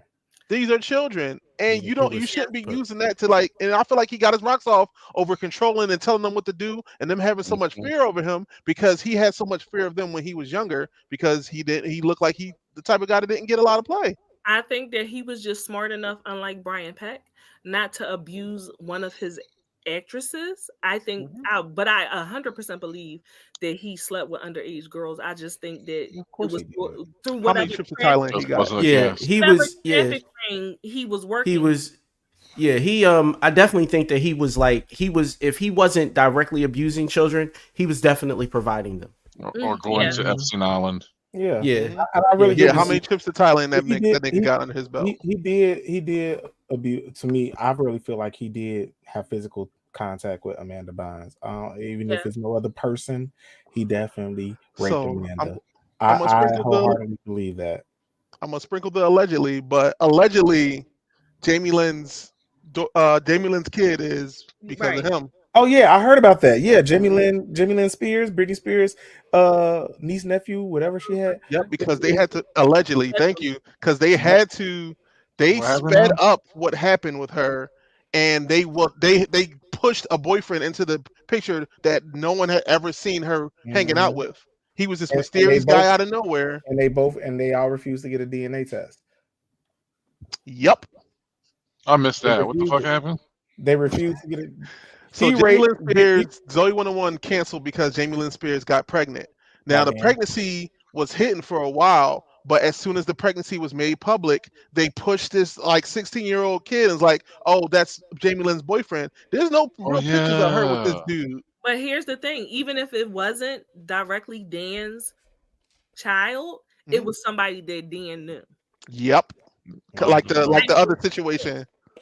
But if it's not his child, why he afraid to take a DNA test? It's like the Aretha Franklin situation. Yeah, if it's not his child, why he afraid to take a DNA test? What you scared of? He not sure. Never touched her. Right, that's what I'm saying. He ain't sure. He knows it's his. It was a lot of us in there that day. I don't know who did it. It's not funny, but you know. The most unfortunate thing about all of this is you muted. And I got cut out. That ain't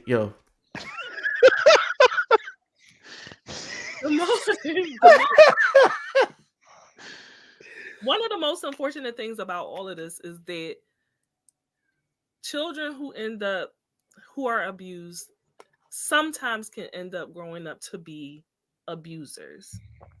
In 2021, Drake Bell pleaded guilty to a felony charge of attempted child endangerment and a misdemeanor charge of disseminating matter harmful to juveniles related to inappropriate text messages he sent to a teenage girl in 2017. He was sentenced to 2 years of probation and 200 hours of community service. During the sentencing hearing, the victim called Drake the epitome of evil and accused the actor of grooming that began when she was 12 before allegedly sexually abusing her at the age of 15. She said that he was calculating, he preyed on me and sexually abused me, and also accused him of sending her pictures of his genitals. He's a monster and he is a danger to children. The actor was not charged for doing anything physical, and his attorney disputed the allegations of misconduct, insisting at the time that the contact included only text messages, not photos, nor anything sexual in nature. But he says that he took responsibility for what he did. He said he did what was asked. I'm sorry, I did what was asked of me. The media grabbed a hold of it and had so many misinformation about it. It absolutely destroyed him. So that's when he said that he started to spin out of control. Sound like he was set up. I Sound like he was I don't feel like he was set up. I feel like he did have some kind of inappropriate interactions with her. He didn't do anything physical, but he definitely had some interactions that he were also said you just said that he said I did what was asked of me. Now let's be real. I'm not trying to play devil's advocate here. She asked him though. That's true. But I don't want to be devil's advocate, but let's be real, because it's a real thing, especially here in Chicago. And unfortunately, that's how R. Kelly got away with what he got away with. Let's be real. And I'm be real because this is life. Teenage girls go for older men. And they do these things. Not all, but some do. Some do. And they do the sexting thing. They want that mature guy and stuff like that. And he's Drake. He's an actor. He's successful. And some people do what they gotta do. Unfortunately, I'm sorry. That's just that part of me kicking in from high school experience with girls and stuff. Like, I'm not victim blaming or anything or not, but she's underage, and if they get caught, she's gonna put the blame on him because she don't want to get in trouble. Yeah. Some teenage girls and some grown ass women are that. Why was he interacting with a 12-year-old? That is the part we don't know. So that's his fault. Do you understand? That's his fault. That's what I'm saying. Yeah. So you it still was something inappropriate. Yeah. You have no business messaging a 12-year-old girl. Yes. Yeah. At all. Period. Yeah. Nobody can set you up if you don't interact with the child to begin with. Elvis had a teen baby mom. I mean, we get it. Yeah, he was exactly. So, I'm not saying he's a horrible person, but let's be for real. Like, there are lasting effects. What I just said about boundaries earlier, a lot of sexual assault abuse survivors, their boundaries are a little fucked up sometimes. Yeah. Curtis said Drake fell prey to being an abuser and took that accountability. Sadly, SA victims do, as Gina, develop unhealthy sex practices. Thank God he didn't act on it, but he was dead ass wrong. Yeah. Yeah, he definitely was. He also was accused of physically and verbally abusing his ex-girlfriend in 2020. And we do need to remember that he did develop a substance abuse problem, and he was struggling with it as well. So when you bring drugs and alcohol into the situation, you know, who the fuck knows? Yeah. I personally know someone who was abused, and they were, you know, they told me that they were confused. They ended up growing up and saying, I don't know whether I'm gay or I don't know whether I'm straight because I was sexually abused by a man. And so I must be gay. And so for a while, that's the life they were living. And then, you know, they decided, like, you know what, never mind. I don't want to be with men anymore. And then they also said to me, like, the only way that I can have sex with a man is if I get really, really drunk. Like, and I have to be the top. So it's like you're doing something, but you're not comfortable doing it. It causes a lot of confusion. When things happen to you as a child and it goes on for a while, of course you're gonna grow up wondering, is this what I like, and if this what it's supposed to be? Like it's difficult to separate because it happens for so long, right. especially to young boys, and boys can't talk about certain things, so it's bottled up and kept inside, because if it's talked about with some weak ass punk ass niggas and we got a man to fuck up and stuff like that, even if you're sexually assaulted by a grown ass woman as a child, which is still wrong, you think you're a man now because you had sex with a woman, fuck Boosie. But I'm gonna just say this, like, no grown person should be touching a fucking child, because at the end of the day, that man ain't the child want. You force a woman onto your son, Boosie, he could turn out gay because you forced a woman onto him, and that's probably not what his mind or body was developed to handle at the fucking time. But at the end of the day, that's it. It does it cause confusion? It can, but at some point, some people feed into it, some people don't. But it's up to the individual person. Unfortunately, we can't call it is what it is, or like there's no psychology science that actually proves that assaulting a child turns them gay. There's no proof behind that, Right. because you can't prove it, unfortunately. And if they like it and having that person assault them, it does bring on that confusion. So yeah, unfortunately for your friend, I feel for him, but that's just bad.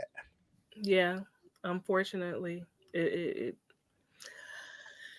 have to really, we have to have uncomfortable conversations with our children. You have to consistently and constantly have conversations with your, not just your girl, but with your son. And you all, and the part that people, I think, really miss when they're having these conversations with their kids is that you point to strangers. The stranger is not the one you need to worry about. The people that you need to worry about is the people who have easy access to your children. So when you have that conversation with your child, number one, I will always believe you. I will always believe you, even if it is your father, even if it is your mother, even if it is your brother or sister, if it's your cousin, your grandma. Especially family. You have to drive that point home, because those are the people who have most access to your kids. It's easy. It's very easy. And so you have to let them know, even if you tell me that it was daddy, I'm still going to believe you and I'm still going to love you. Exactly. But people don't like to admit that it's a possibility that they could be with someone who would do something like that. And so they don't want to have that conversation. Yep. It's a tough conversation, but you got to have it. Like, you got to do it. You got to. Yeah.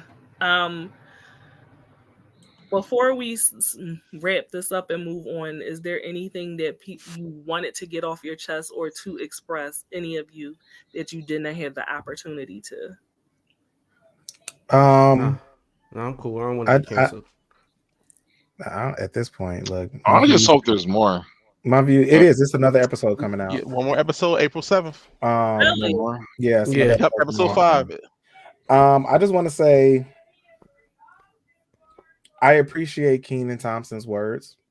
You can tell that he was hurt and he wanted to cry because he felt the pain of his co-stars and his friends. And like he said, he can't speak on what he didn't witness. But at the end of the day, he said Dan, even though name was on the credits, he wasn't involved in Kenan and Kel, so he doesn't know what was going on. And even with the other black kids on Nickelodeon Network, I just had this theory that, it was a little racist thing. Well, fuck the black kids, we only want the white kids. But thank God he didn't touch them black kids, because if he would have touched them black kids, Dan I was about to say there would have been there would have been retribution. Would have been unalived real quick, because at first, all with the black kids, all the mamas was with them, and one thing you ain't gonna do is fuck with a black woman's child. So I appreciate Kenan's words, because everybody was like, Kenan, you're probably the most successful out of all the Nickelodeon kids out there. What is your and to talk with Tamron Hall and hear him and the way he talked, I was like, that's not acting, that's sincere. That's not a PR stunt. Keenan is actually hurt. Like, and he really wanted to cry. His eyes was like literally watery, but he didn't let a tear fall because he's like, look, I got to keep my composure. I got to do what I got to do. And that I just want to say, y'all, if you're a parent, protect your sons as much as you protect your daughters. Absolutely. Yeah. Protect your sons. Your sons, you may think just because he's a boy and that he's safe and that no, we're the most vulnerable. Like, we're the most easy access to because y'all not watching us like that. Y'all don't pay attention to us like that. Oh, he a boy, he'll be all right. He jumped, he doing flips off the bed thinking he's Spider-Man, and it's funny to me. Like, that video is hilarious. But still, protect your sons. Yeah. We are not tough. We are not grown-ass men. We are still children with emotions, feelings, and developing minds and bodies. Yep. And I made it. It was a point that was made to me when I hit a certain age.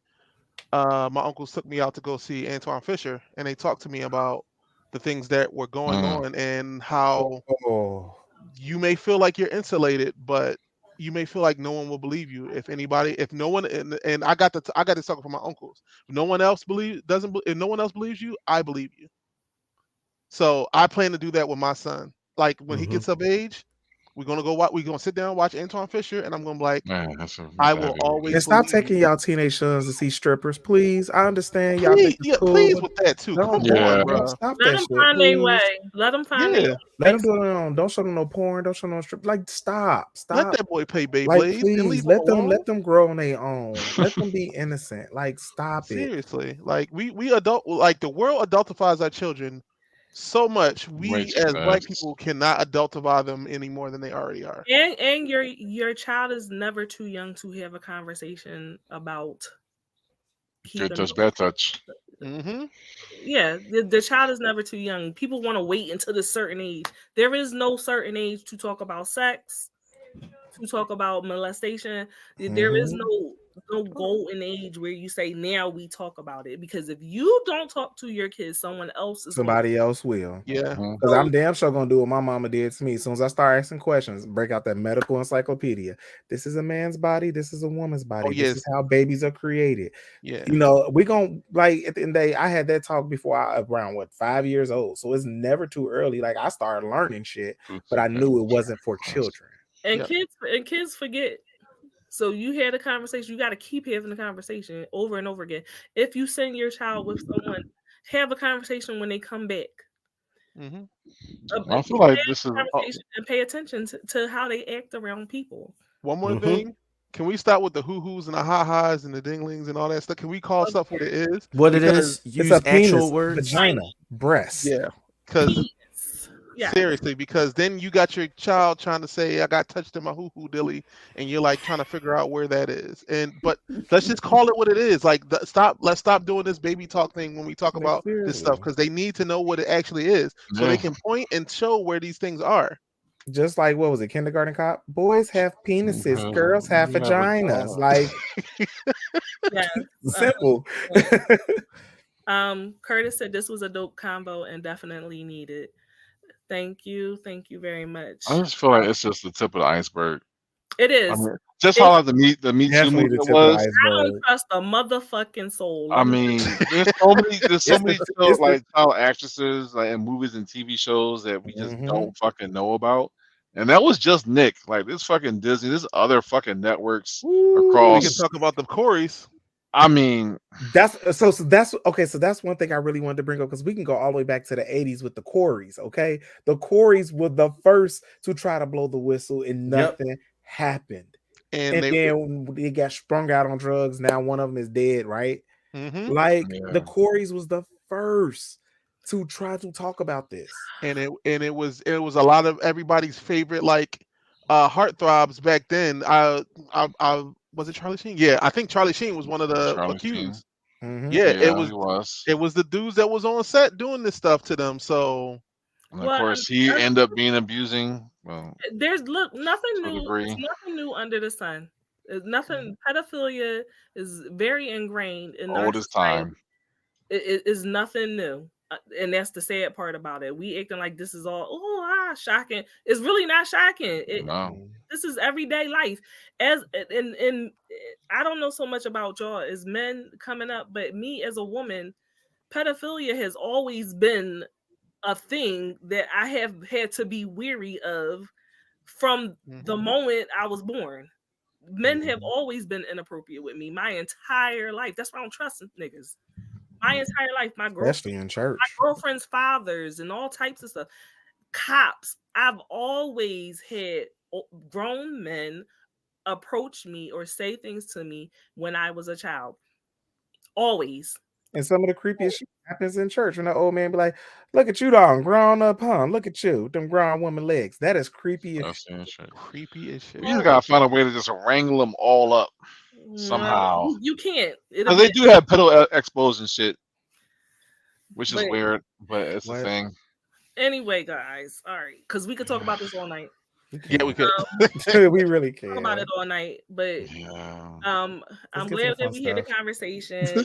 I'm glad people are speaking up. I hope that Ariana more people come forward. One day comes forward, but shut down Hollywood because it's a business. Shut down fucking Hollywood. She probably won't. It's not just Hollywood. I won't say shut it down. I say revamp. I mean, it's a good place to start because those are people empowered that I get it, but that comes with trafficking and everything else. You want to shut it down, you got to start with politicians. They are the main culprits.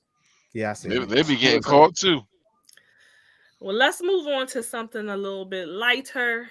Everybody take a deep breath. Cleansing. All right. We're going to talk about my lifestyle in Atlanta. Moving on to the debauchery. Debauchery with our... I don't know if I should call it inside the box, but we're gonna go inside Freaknik. Inside the old box. The old freak box. Start from Carol is funny. Start from the head. Because let me just say something. My soul was like, yay. Your soul was yay. Because like, okay, so going to school and actually living in Atlanta, watching this documentary was like, oh my God, the culture has not changed. Everything is still the same. It's still the fucking same. Like, I was just smiling the whole documentary. Like, this is really Atlanta. We have festivals. And it's educational, entrepreneurs, everybody having a good ass time. And if you have sex, you have sex. But it wasn't like the main focus until pedophiles came down. Niggas ruin things. Pedophiles. I'm gonna call them pedophiles because they grown ass men coming to fuck around with college students. Pedophiles. Y'all nasty as fuck. Y'all in y'all 30s and 40s. These are college students. Y'all old enough to be their daddy. Y'all probably have some of their fucking daddies. Yeah. That's nasty as fuck. And y'all fucked it up and ruined Freaknik. Oh, seriously. Child, when we used to go to dances, it was grown ass men in there. They ain't nothing new under the sun. Ain't nothing new under the sun. Go to the sock hop. This nigga like 45 in here. What are you doing in here? No. When the documentary Freaknik, the wildest party never told, was first announced, there was some concerns. All right, lots of them. Because people was I was trying to dance like that. I'm about to be. Okay. A lot of people was concerned about getting caught in some of them videos. All right, people was out there doing some shit they ain't had no business doing. Hulu went for put all that on there. Hulu call your daddy. Was you out there? Huh? No, I did. Right. I texted my dad a couple years ago about the documentary. He was like, "When is it coming out?" I said, "Are you gonna answer the question? Are you in it or not?" No. Awesome. I went down there in 96 and in 98. Also, you was part of the old fuckers that fucked it up, huh? Yep, he was part of that group. I asked my mom. She's like, she ain't go, but my some of my aunties went down, and ain't nobody talk about it after that. So my father had to go. My father had to go for work because he was a bodyguard, so he had to go and bodyguard the celebrities he was with, and. In colleges, and y'all know in college, there's celebrities on campus all the time, especially new ones, trying to push their music. Yep. Oh, Lord. All right, so we're going to get to all of that. So what began as a picnic for Atlanta HBCU students in 1983 later grew into an annual spring break destination that attracted thousands from across the country. And the thought of resurfaced footage from wilder days and times before cell phones, before social media, you know, that didn't go over so well with some of the people that was there busting it wide open. Okay. These people are now well into or well past middle age. So the new documentary, the executive producers were hip hop elders, Uncle Luke, of course, from Two Live Crew. Miami Turn Up. Yes, and Jermaine Dupri. Along the leprechaun known as Jermaine Dupri. The leprechaun known as Jermaine Dupri. And 21 Savage.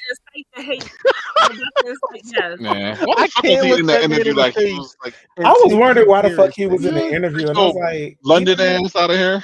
He's not even old enough to remember Freaknik. Like what? Well, 21 was one of the executive producers. He is only 31 years age. He was too young. He's too young to have attended Freaknik. I was too young to attend Freaknik. But he was born he in 93. still celebrated his birthday with a Freaknik. And he was born in London. Birthday party. Oh, right. He may have been a product of Freaknik. That's what he might have been born from the Freaknik. Like that's what I'm saying. He's a product of Freaknik. I know plenty. No, he was born. No, he's from London. He spent the majority of his childhood in London. So he said his mom didn't fly to the United States. She could have came in for that part. Oh no, that's true. She could have came in for because remember, around that time they had to announce the Olympics years before the Olympics, so the Olympics was probably announced in Atlanta. In 96. Yeah, the 96 Olympics was announced years before. So yeah, it's possible. So Freaknik has been compared to it has been called the Black Woodstock. It's about nostalgia, about freedom, and of course, obviously, music. The event helped give rise to Southern hip hop artists like Outkast, and Deshaun Player is the supervising producer for the documentary. He said it's a coming of age story. You were able to come of age without being on Instagram, without being on Facebook. Like you were able to evolve, and that was nobody's business. Good times. And levels of obscurity. Like they don't have that now. There's none of that. They didn't call it twerking back then. It was just booty shaking. Booty shaking. Booty shaking. But no, see, I used to call it giving them a wally. Used to give a nigga a yes. That's when you're on the wall, though. Ain't no wall on the middle of Peachtree. Like no, ain't no walls in Chicago. In Chicago, we called it juking. Like if you was juking, like that's what we did. And Siren, I could hear every bit of Philly girl in you when you said giving a nigga a wally. So like every little ounce in my mind is a wally is something different than that. But all right. That's what we used to call it. All right. Well, listen. That's why I didn't go to dances. That's why I was at much older clubs than going to dances. That's why I didn't go. Because I was trying to get a wally. I was trying to get a wally. Like we talking about like what? Hey, that was the number one game plan. Oh my god! Night. I'm sorry. No, Wally's like a glory hole. Shit, stick a dick in the wall. If I'm gonna compete with the grown men, I'm gonna compete with them on their playing field, not on mine.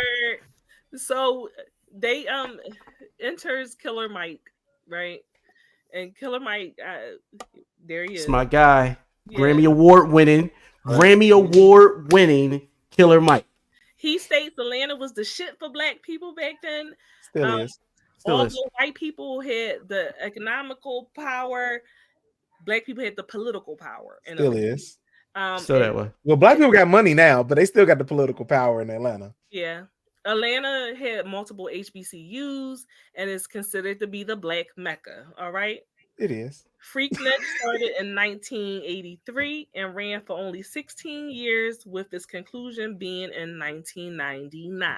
Okay, as far as what they do and what they consider on a national level, the Freaknik happens every year. It still goes on. It goes on every year. Like that's the part that people outside of Atlanta or outside of that HBCU system don't get.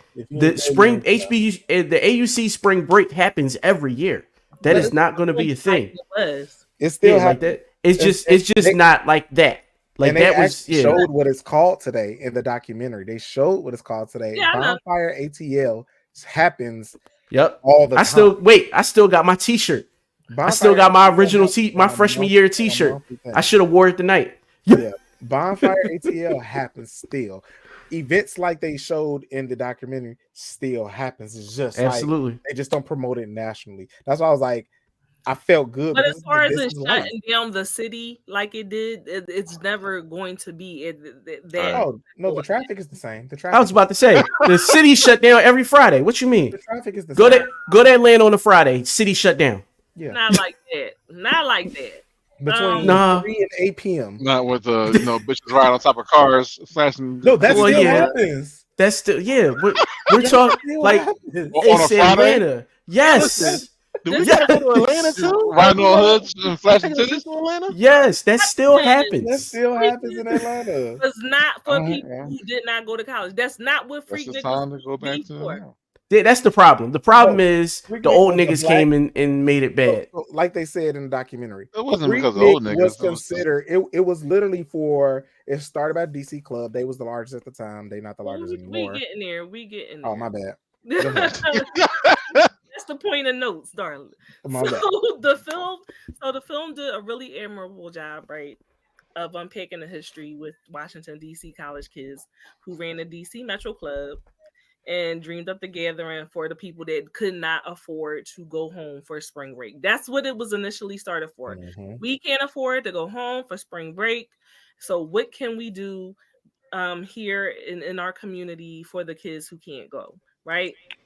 So a lot of people in the community, they were supporting them. They gave them money, they gave them things, they donated, they cooked for them. You know what I'm saying? It was a wholesome event at first. They organized the picnic. It started at Atlanta's Piedmont Park before it moved to the Atlanta University Center Consortium. And it's the quadrangle, because I'm not from Atlanta, that binds the historically black colleges of Morehouse Spelman and Clark Atlanta University. And Morris Brown. Okay. And ITC. and now including Morehouse School of Medicine. I was about to say, and now School of Medicine. I wonder why they didn't include that. That's interesting. The worst part was that they actually showed pictures of both. They showed pictures of Morris Brown. They showed pictures of ITC, and they showed pictures of the School of Medicine. And they didn't mention any of them. They showed the library, Woody Library. Yeah, they showed the library. Mm-hmm. Like, to be honest with you, the Atlanta University Center, they kept saying AU Center, but you got it. The AUC is a historic centerpiece of not just the South, not just Atlanta, but of Black culture. Mm-hmm. But a lot of people understand, you got some of the oldest HBCUs all together, a library full of information, a lot of culture, a lot, like it's literally, it's something you just have to experience. Mm-hmm. Like the documentary did a great job highlighting the importance of the Atlanta University Center and the culture that it brought Black people together from all over the nation. It's just fucked up that older people fucked it up. The boomers fucked it up like they always do. Well, predators going to come where they see a chance to be predatory. Yeah, they found a chance where they can be predatory towards young college girls, unfortunately, and they ruined it. They ruined it for us because at the end of the day, like every time there's a younger generation, the older generation don't like it, but they found something and was like, they doing some great job. Let's go fuck it up. That's my thought. They came and fuck it up on purpose because they didn't like that it was so much freedom going on because they didn't have that opportunity when it was their turn. But that's my theory. Yeah, I don't think that's fair because I do feel like, the older, I would have enjoyed being around in the 60s and the 70s. Like, I just feel like that was a time to be alive and party. So I don't, because it was Jim Crow and segregation and racism. And you couldn't vote.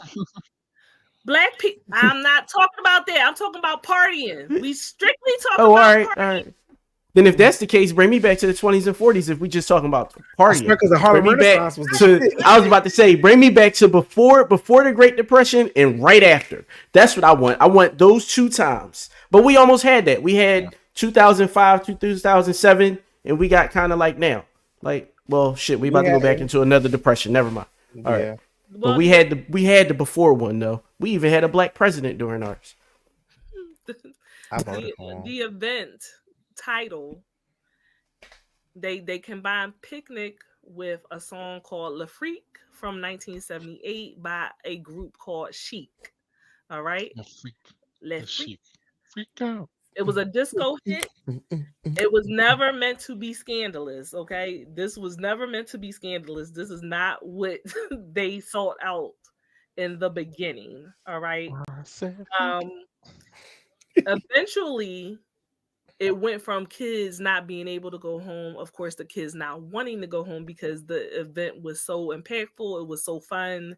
Like, all right, well, I ain't going home when I could just be here and join in this event and be with my friends. And like, I wouldn't want to go home either, quite honestly. It just really morphed into something else. Because Black Spring Breakers, they could not really blend with the white Spring Breakers. Of course. Mm-hmm. And what they were doing. It wasn't safe for them anyway. It was the Black Spring Break. That was, before Spring Bling and shit. So let's do this by year. By 1988, word has spread by mouth, and a Black movie renaissance brought attention to the HBCUs and Freaknik's popularity. So movies like School Days. Okay. That was my shit. Movie like School Days definitely brought an appetite for Black college culture. And you had Spike Lee, who had went to Morehouse. He's the House. This up and coming filmmaker. They're paying attention to Atlanta now. By 1989, you have A Different World that debuts, right? And I am definitely one of those people that when I started watching A Different World, I was like, I want to go to Hillman. Even Hillman don't exist. Nope. But I was like, it's just a different name. I got the shirt. Spellman. It's called Spellman. I wanted to go to Hillman so bad. And like that only fed Black culture's appetite for college. Like, this is where you want to be at. This is something for us. It was unique. It was exciting, and so everybody started to want to travel to on the third weekend of April, travel to ATL so that they could party. What did Jermaine Dupri said that they had the Suzuki Samurais? The Suzuki Samurais with the back open, with the back into open the top out. Yeah. Oh my God. And the sidekicks, the Samurais and the sidekicks. 1991. The Rim Shop. It was a rim shop that sold no rims. It was a meetup for Black Hollywood, and at the Rim Shop, it was a hybrid auto and music studio. So it became a meeting place for established and emerging artists. You could find people like Tupac, Usher, T.I. People would come, they would sleep on the floor. No one had hotel rooms. Like niggas would literally get a U-Haul truck, they said. Atlanta still like that. Atlanta. And hope that they could hook up with somebody. Atlanta still like that. That's the crazy part. That's absolutely wild. Yo, listen. So when I first moved back to Atlanta, right, in like 2008, I moved back to Atlanta. That's what I moved down. And for the first 3 or 4 months, I stayed with like 2 of my friends. When I got my apartment, we could have had a 1-bedroom and been good, but because I wanted to make sure I paid it forward, not only did I get a 2-bedroom, I got a 2-bedroom roommate style. So it's 2-bedroom, two masters suites that I'm paying for, and it was just in case a motherfucker needed a place to stay when he came down. Like, it's literally, that's the type of culture that's down there. It breeds that. Now, don't get me wrong, it's super transient. I don't even want to say homosexuals because most people get up and out in 90 days because it's so easy to get on your own. No, in Atlanta, it's super easy for somebody to introduce you to the person that's going to take you to the next level. Like it's such a close network, and there's no crabs in the barrel mentality. Yeah, there's none of that. Each other up the ladder together. Like everybody's moving together. Yeah, we all moving in one direction. And so you need a floor to sleep on. I got you. Fuck a floor. I got a whole bed in here. Like I got a whole furnished bedroom. Like you could put your clothes away. Like you good. I was homeless a semester and I still had a place to lay my head. Like multiple houses throughout the semester, multiple apartments. Maybe because I'm a woman, I'm just like I need housing security. I get that. I get the trust part of it and all of that, but that still there's somebody for you. here. Like that's the type of community that it is. You'll find your person. You're gonna find your tribe. You're gonna find your person because Gina, you don't have a tribe. You don't have a tribe. You got one person. She do got a tribe. She got a tribe, but her tribe is more so of the underground scene that's spread about out there. I'm a loner. This a tribe of loners. I was about to say. A Philly girl in Atlanta. I don't know. A Philly girl in Atlanta. You wouldn't be plenty of them. Yeah, it's plenty of them. Like you ain't gonna be the first. You're not right. There's plenty of them. I mean, and the one thing y'all got to get over is the trust factor. Like I even had to get over that because it felt like motherfuckers was out to get me. What are you holding? What are you trying to get? And that's what makes and it's nothing. Niggas don't want nothing. They don't want ownership. They don't want nothing. I walked in. Weed was super illegal at the time, right? I walked in this boy house and he had pounds and pounds and pounds on bookshelves. As soon as you walk in the door in an apartment, I'm like, bro, the cops come, everybody busted. I'm leaving. And everybody looking at me like I'm weird. No, the cops don't give a damn about the weed. They don't even care. They don't. That's wild, man. And the thing is, what I say, Gina, I understand your trust thing and everything, but you gotta look at it at this point. Atlanta is built on the trust and security of the Atlanta University Center. You're a black woman in Atlanta. One thing that you can trust is Spelman. Whether you go to that school or not, they fight for every black woman in Atlanta. They stand up for every black woman in Atlanta. And even if they don't go to that school, no matter who you run into in the city, they went to school in the AUC because, like they said, most people who graduate end up staying. Okay. And majority of the black women in Atlanta went to Clark or Spelman. That's just what it is. You're going to find that protection. You're going to find that tribe. It's going to be like this. Hey, you're a black woman. You got something going for yourself. You're trying to do something with your life. Let me help you help you so you can make it like I did. That's the mentality of Atlanta. Ain't no I got mine, you got to get yours. It's no. I got mine and let me help you get yours. Because we both getting out of this shithole together. We both going to make it.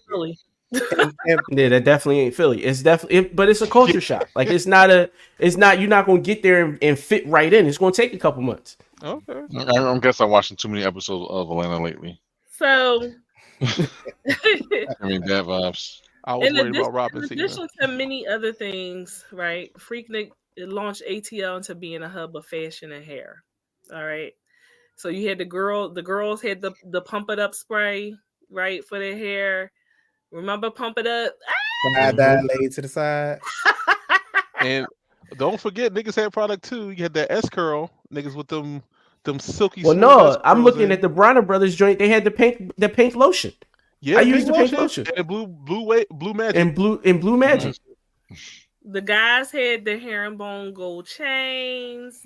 The girls did too, actually. I had one of those as a child. Yes, and then we got to get into the fashions. Okay, you had Carl Kanai. Oh my God. Pele. Carl Kanai. Not the Pele. You had Tommy, Polo, the Maurice Malone. Lord. Wow, Maurice Malone. Jabot. It's French. Yeah, it's French. Maître Francois Jabot. Yeah. I don't remember what they look like. I couldn't find a picture. Damage. Wow. Damage used. Cross colors. You need a couple of the Looney Tunes. The icebergs in there. Iceberg, Coogee. You had the lugs. Remember lugs, y'all? Yeah. Oh my God, I had a few of those. That was the competition for Tim's. Yeah, lugs. The Funkmaster Flex driving shoe. And then if you was gonna be fly, you had your hush puppies. I forgot about Nautica. Oh yeah, Nautica. Everybody. Tommy Hilfiger, yeah. And then until Tommy fucked up. Tommy didn't fuck up. You know that was a rumor. That wasn't real. That was a rumor. That wasn't real. Yeah, he didn't call anybody a nigger. It was. He didn't say he wanted black people wearing his clothes. No, that was Timberland. That was Timberland at the time. I know that was Timberland too. Yeah, the Canadian company.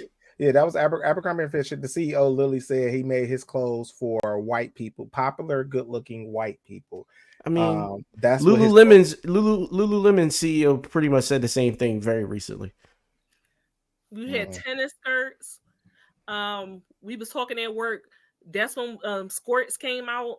Yeah, sports. Baby, I love me a goddamn sport. I love sports was big in the 90s. Sport, okay. Daisy Dukes.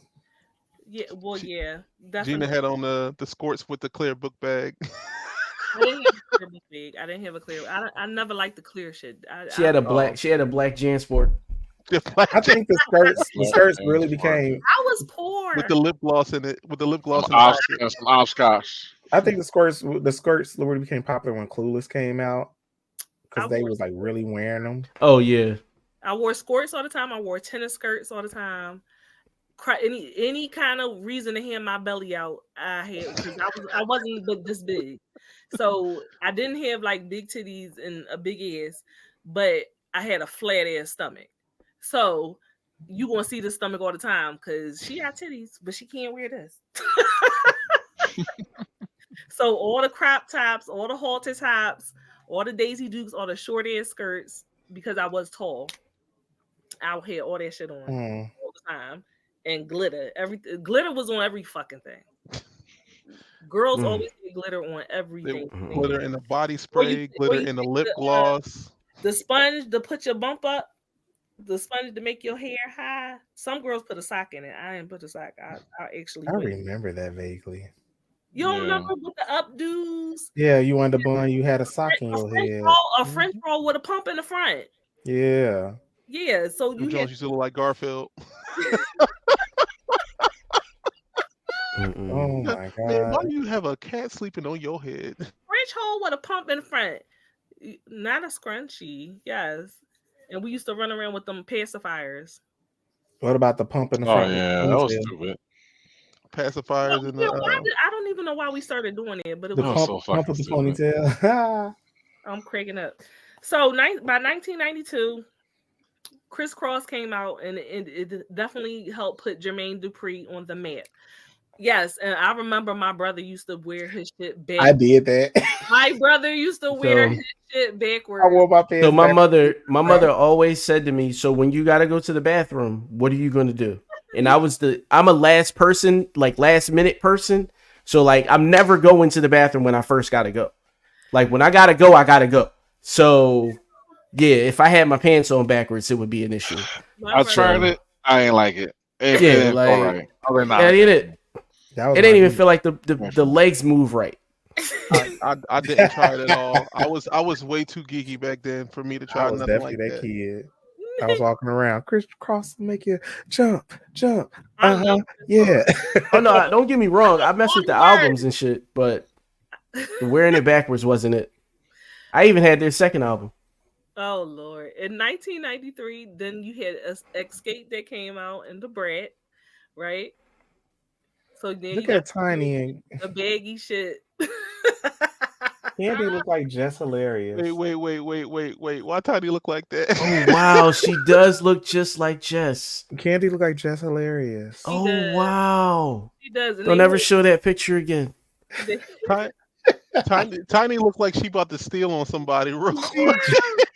She holding her imaginary dick, like. That comes into play later too. So Freaknik was Freaknik was used to debut Southern hip hop. So you had Craig Mack and Biggie performing there, at the Freakniks, but then when Biggie was sort of skinny, hip hop definitely started to really take over and emerge, thanks to Freaknik. He had to put on the pounds for the same reason that the porn stars did. Jess, can you show that picture again? What? A Biggie, like he showed that picture. Let's look at this picture. First off, my man's got on a Mighty Ducks hockey jersey. If you know you 90s, you got on Mighty Ducks. Secondly, look at Biggie's shirt. Future police officers, and it's the KKK. I love it. That shirt goes so hard. And that was 30 years ago. I'm making that shirt this summer. That shirt goes so hard, and that was 30 years ago. Biggie Killer is on the run. Look at Biggie. Biggie wasn't even big. Biggie literally. Nah, he ain't get big like 97, 98. Not middle. 1993 is also when Luke enters the scene. Okay, so Luke's Nasty video ass. "Work It Out" was filmed at Freaknik. Pop that pussy, pussy, pop. And everyone knows Uncle Luke's famous scared track that had the clubs booming, obviously. Okay. Kept it coming, kept it coming.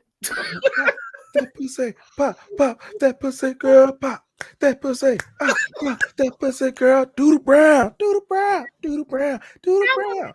And everybody had their hands on the knees, awesome.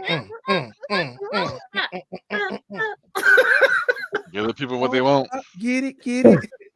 Yo, I don't know how. coming, coming, coming, coming, coming, coming, coming, coming, coming, coming.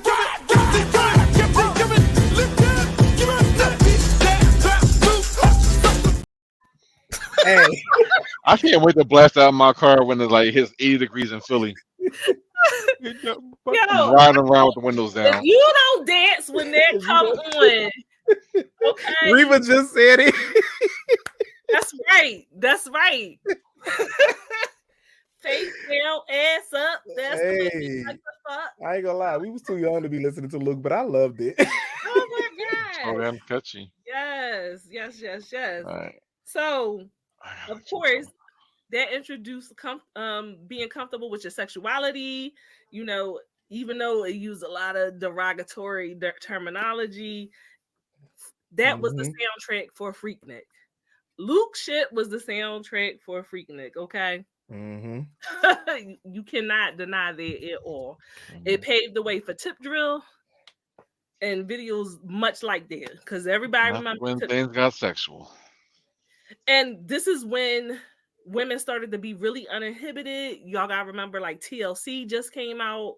But we also got to remember Uncle Luke paved the way for this type of music, and he actually fought Congress and went to Congress and won for this type of music to be made and played on the radio. That is why, if you didn't know, history fact, that is why you see the parental advisory sticker on music and stuff now, because Uncle Luke fought for that. He is a pioneer in black music that the white people tried to shut down, and he won.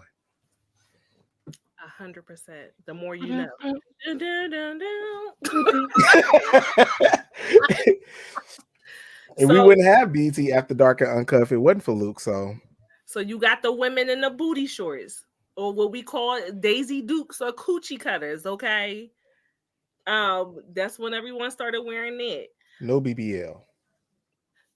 It was a lot of women who also was like putting the condoms on their glasses over the one eye because of left eye and all that shit. Like, we really was running around doing this shit. When I think about it now, I'm like, we're crazy, but we actually were doing this shit. Women were scantily clad at Freaknik, and women had the opportunity to assert their own sexuality. Okay, they became agents of their own bodies, and it definitely was like, okay, I'm away from my parents. I'm going to do something that I normally wouldn't do because nobody knows me here, and I could just really wild out.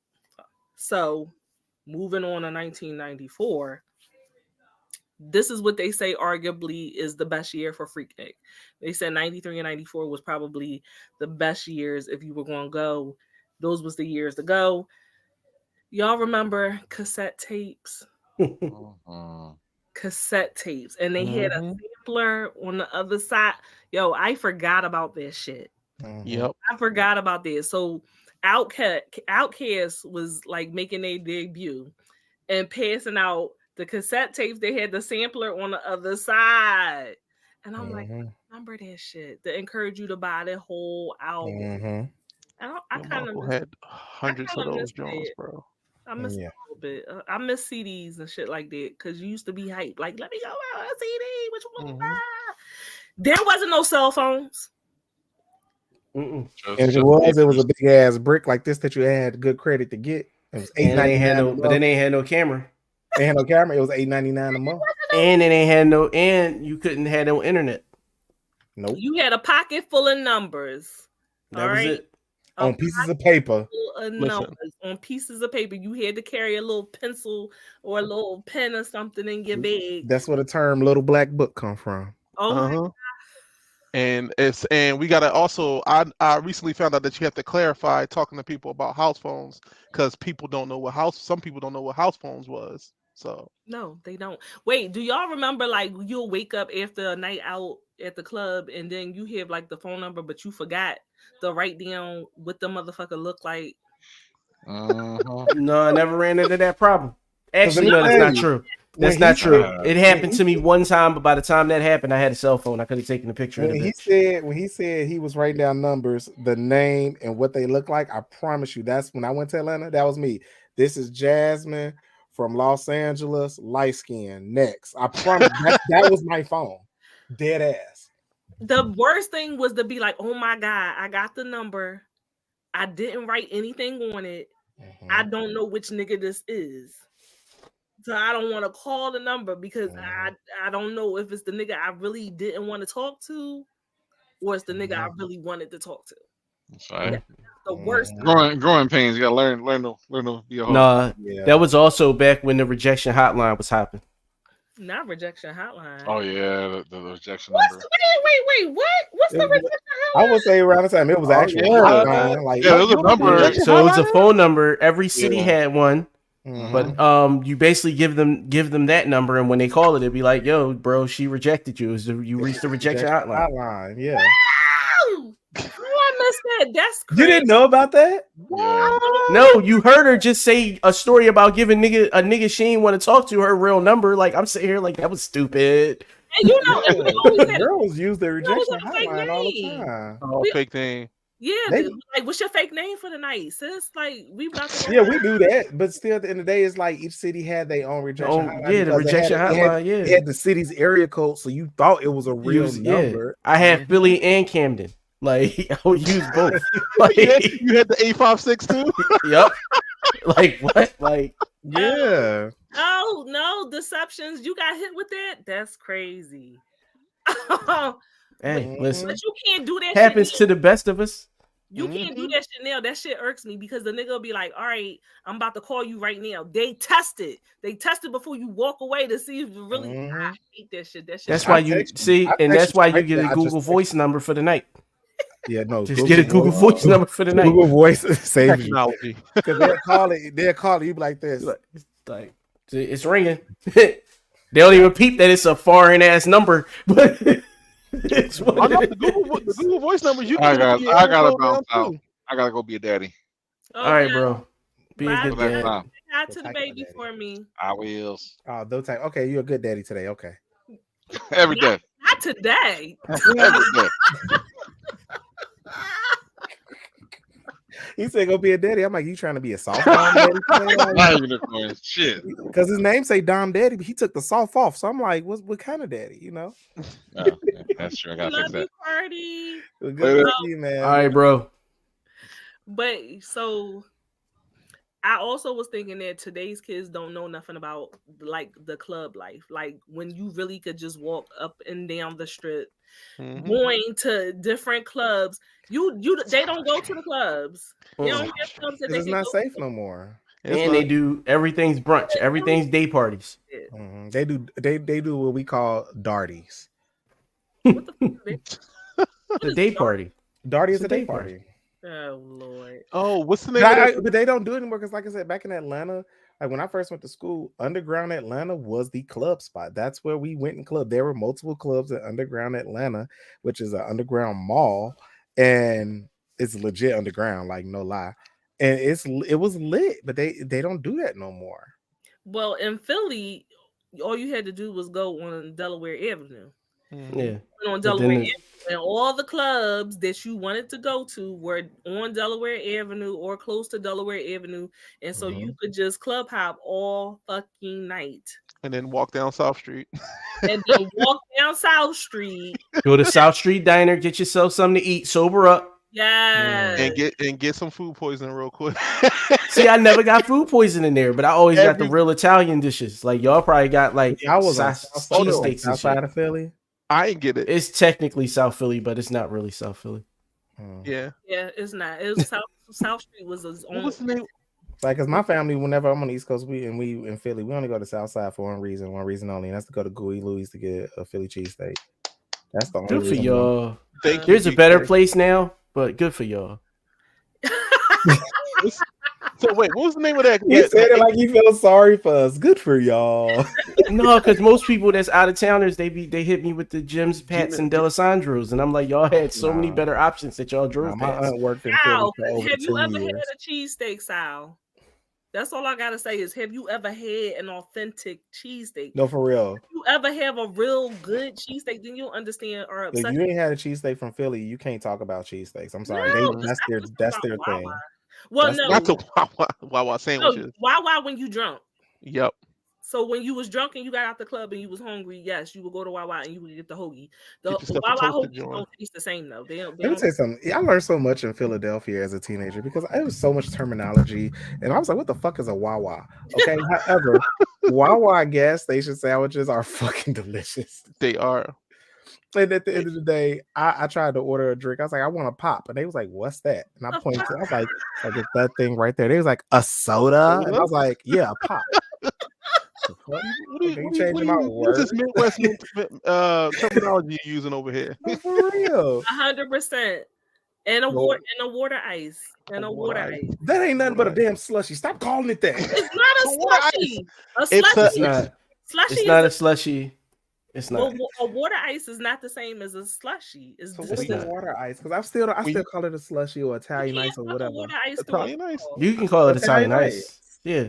But You see Italian that ice motherfucker isn't going there? a slushy is damn near a That's slushy an is a Italian ice. a slushy is damn near a snow cone. Mm-hmm. Like it really is. Like you're literally mixing ice and whatever mix it is in at the same time and putting it in your cup. Water ice comes frozen, prepared. All you do is scoop it out and put it in the cup. So All right, do Italian ice. y'all have Like- gelatis? Do y'all have gelatis there?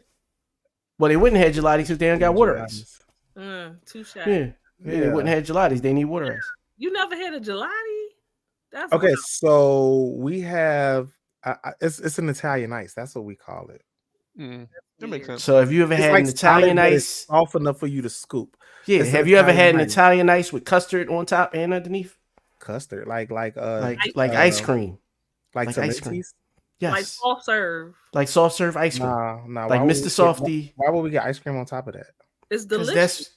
that's delicious. amazing. What? What? We can't look at y'all like y'all don't know what y'all talking about. What? No, We are because talking about. go through my mind like thank you. I'm like, first off, diabetes. Secondly, whoever invented this was high as shit. Okay? Out of their minds. So Out they of just Out like, of their had minds. what they wanted. So they said, I'm gonna have both. It was like, damn, this good. That's No, because they actually have it's called a misto too. They have one of those, which is basically that, and then it's mixed up, and it's like a milkshake. Yo. So Yo. A misto is a blended gelati. Yeah. But I like mine's like au natural layered.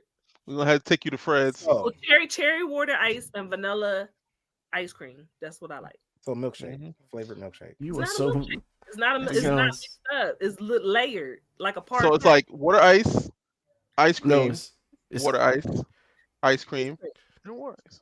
Oh, and there's ice cream on top, or ice whipped cream. ice cream. Yeah, it's all ice cream. Yeah. Okay, I'm just chalk it up as high food because we got our high food here too, and I don't know. I'm sure y'all don't know what a gym shoe is, but it's very delicious. Why would I want to eat a gym shoe? Because when you high, it's a sandwich. You got Italian beef, corned beef, gyro meat. It's Why are all these people in the same store? Like, wait. Because First of all, how you got shawarma and deli meat in the same store? easy because it's all cooked by Mexicans, and they just so none of them have any religious attachment to what a shawarma is, so they can sell ham, all that. Cool. I just wanted to make sure. Look, I'm telling y'all, come to Chicago. I'm gonna give y'all all the half food. Y'all get half first, then y'all can eat this over too. But still, we got half food. Okay. I'm funny about my meat. I'm funny about my meat. I'm gonna let you know. Oh, we are funny about our food. Trust me. listen, we I take done that serious. We take our food serious. I don't know what. That's why I said Keith Lee rated Houston over Chicago. I said he fucking wrong because ain't no way in hell Houston better than Chicago with food. Sal, I have had a chopped cheese, and I love chopped cheeses. They're delicious. So yeah, Sounds like a I person grabbed that's the beef been locked patty up and a before. pataleo at the same pace. So So another thing that Atlanta is famous for is the strip clubs, of course. Oh, which ones you want to know about? I can name them all. Is it King of Diamonds? Never been. No, it's called Diamonds of Atlanta. That's the King of Diamonds chain to Atlanta. It's called Diamonds of Atlanta, and it's a barbershop upstairs, so you can get your hair cut and watch them strip. And that's why they be throwing money from the balcony up top. Wait, where is it at now? Really? What's over there? So it's not West End. It's like over in a little industrial area. I forgot the name of the street. So it's not near Cheshire Bridge, right? No, Cheshire Bridge is where Onyx is. Onyx is still there. That's where Onyx is. Yeah, they have the first Onyx. Onyx built out from the real. Yeah, because when T.I.'s homie got shot, that's where they were coming from. Was that Onyx? And then you also got Magic City is, of course, is the most popular and number one because it's right across the street from the Greyhound station. But my favorite is still Blue Flame. Blue Flame is the number one. Blue Flame. Blue Flame was the shit when it was a hole in the wall. Now that shit done built out. They got like 3 floors and shit. When I first was there, it was a hole in the wall. It was like the joint that used to be on Broad Street, Gina. It was like not Night on Broadway, baby. It was like Night on Broadway. No. Blue Flame was like Night on Broadway. Yo, the boy said, I'm not selling. He got investors, and they started building it out. They went from like the little hole in the wall. They built all the way out. Yo, I drove past there. I was like, this ain't the same. Blue Flame literally has the natural homegrown booties, no BBL. That shit is fluffy, beautiful, light, jiggly. Tuesday night still a amateur night. You just find, you know what I mean, chick from down the street just came, got some confidence. That was Night on Broad. I know somebody who stripped that Night on Broad. You know her too. Who? I'll tell you about her later. Me? Yeah. My baby mom stripped at both of them, so there's what it is. That's how you got her? No. Like you needed to get an STD test just for walking in. Don't let no booty touch you. I remember being in there, and I was like underage, like I don't even know how the fuck I ended up in there. Like it's just like you just be walking around Philly and somehow you end up in this basement, this dark dank place, and you're like, how the fuck I get in here? Like same thing with the joint in West Philly. The joint that's in West Philly underneath the Chili's. Oh yeah. And then you can't forget in Atlanta, it was on HBO's Real Sex, the Pink Pony. That's on the expressway, so you can see that sign as you come to the airport. Yeah. You also have Goosebumps. And what's his name that I used to live around the corner from? They had the high ass curbs coming out because all the rappers used to rap about it. Came out, fell out of fuck is the name of it? Is it on Peachtree? No, it's in it's near Ponce de Leon. It's not far. I literally could walk there from my house when I lived in Clarkston. Ponce. I'm sorry, my brain is mapping out right now. Lord. I know Ponce. Okay, I think I know what you're talking about. Start with an S. They got the best wings in the city. They also have a Tuesday night. Amateur night. Oh, I forgot. I know what you're talking about. I can't remember the name of it to save my life. And as soon as we get off this joint, I remember. Yeah. So if y'all think of it, y'all let me know. All right. Because we moving on to 1996, right? And this is when the Olympics come to Atlanta, which was not a good thing for Freaknik. All right, at all. This is when Freaknik started going astray, because this is when you have the 35 and 40-year-old men starting to come there. Okay, the 1996 Summer Olympics in Atlanta definitely were the beginning of the end for Freaknik. So by April 1996, just 3 months before Atlanta was scheduled to host the Olympics, they had arrests, they had rapes, so many reports of these things rising. And the then Atlanta Mayor Bill Campbell and the Atlanta police and business leaders, they had enough. Okay.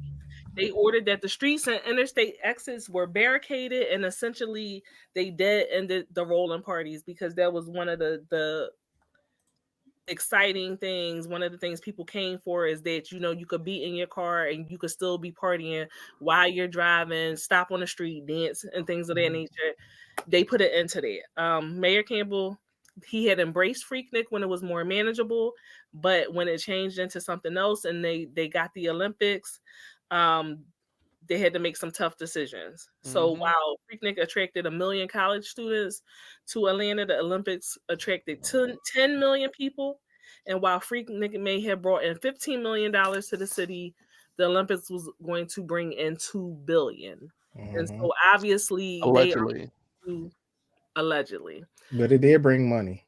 Obviously, they're going to go with the most money. Okay. So I know they said a lot of things about them, like the homeless population, that they pushed them out and did all these things for the people that were coming in, the business people coming into the city, to make it palatable for them, to make it comfortable for them.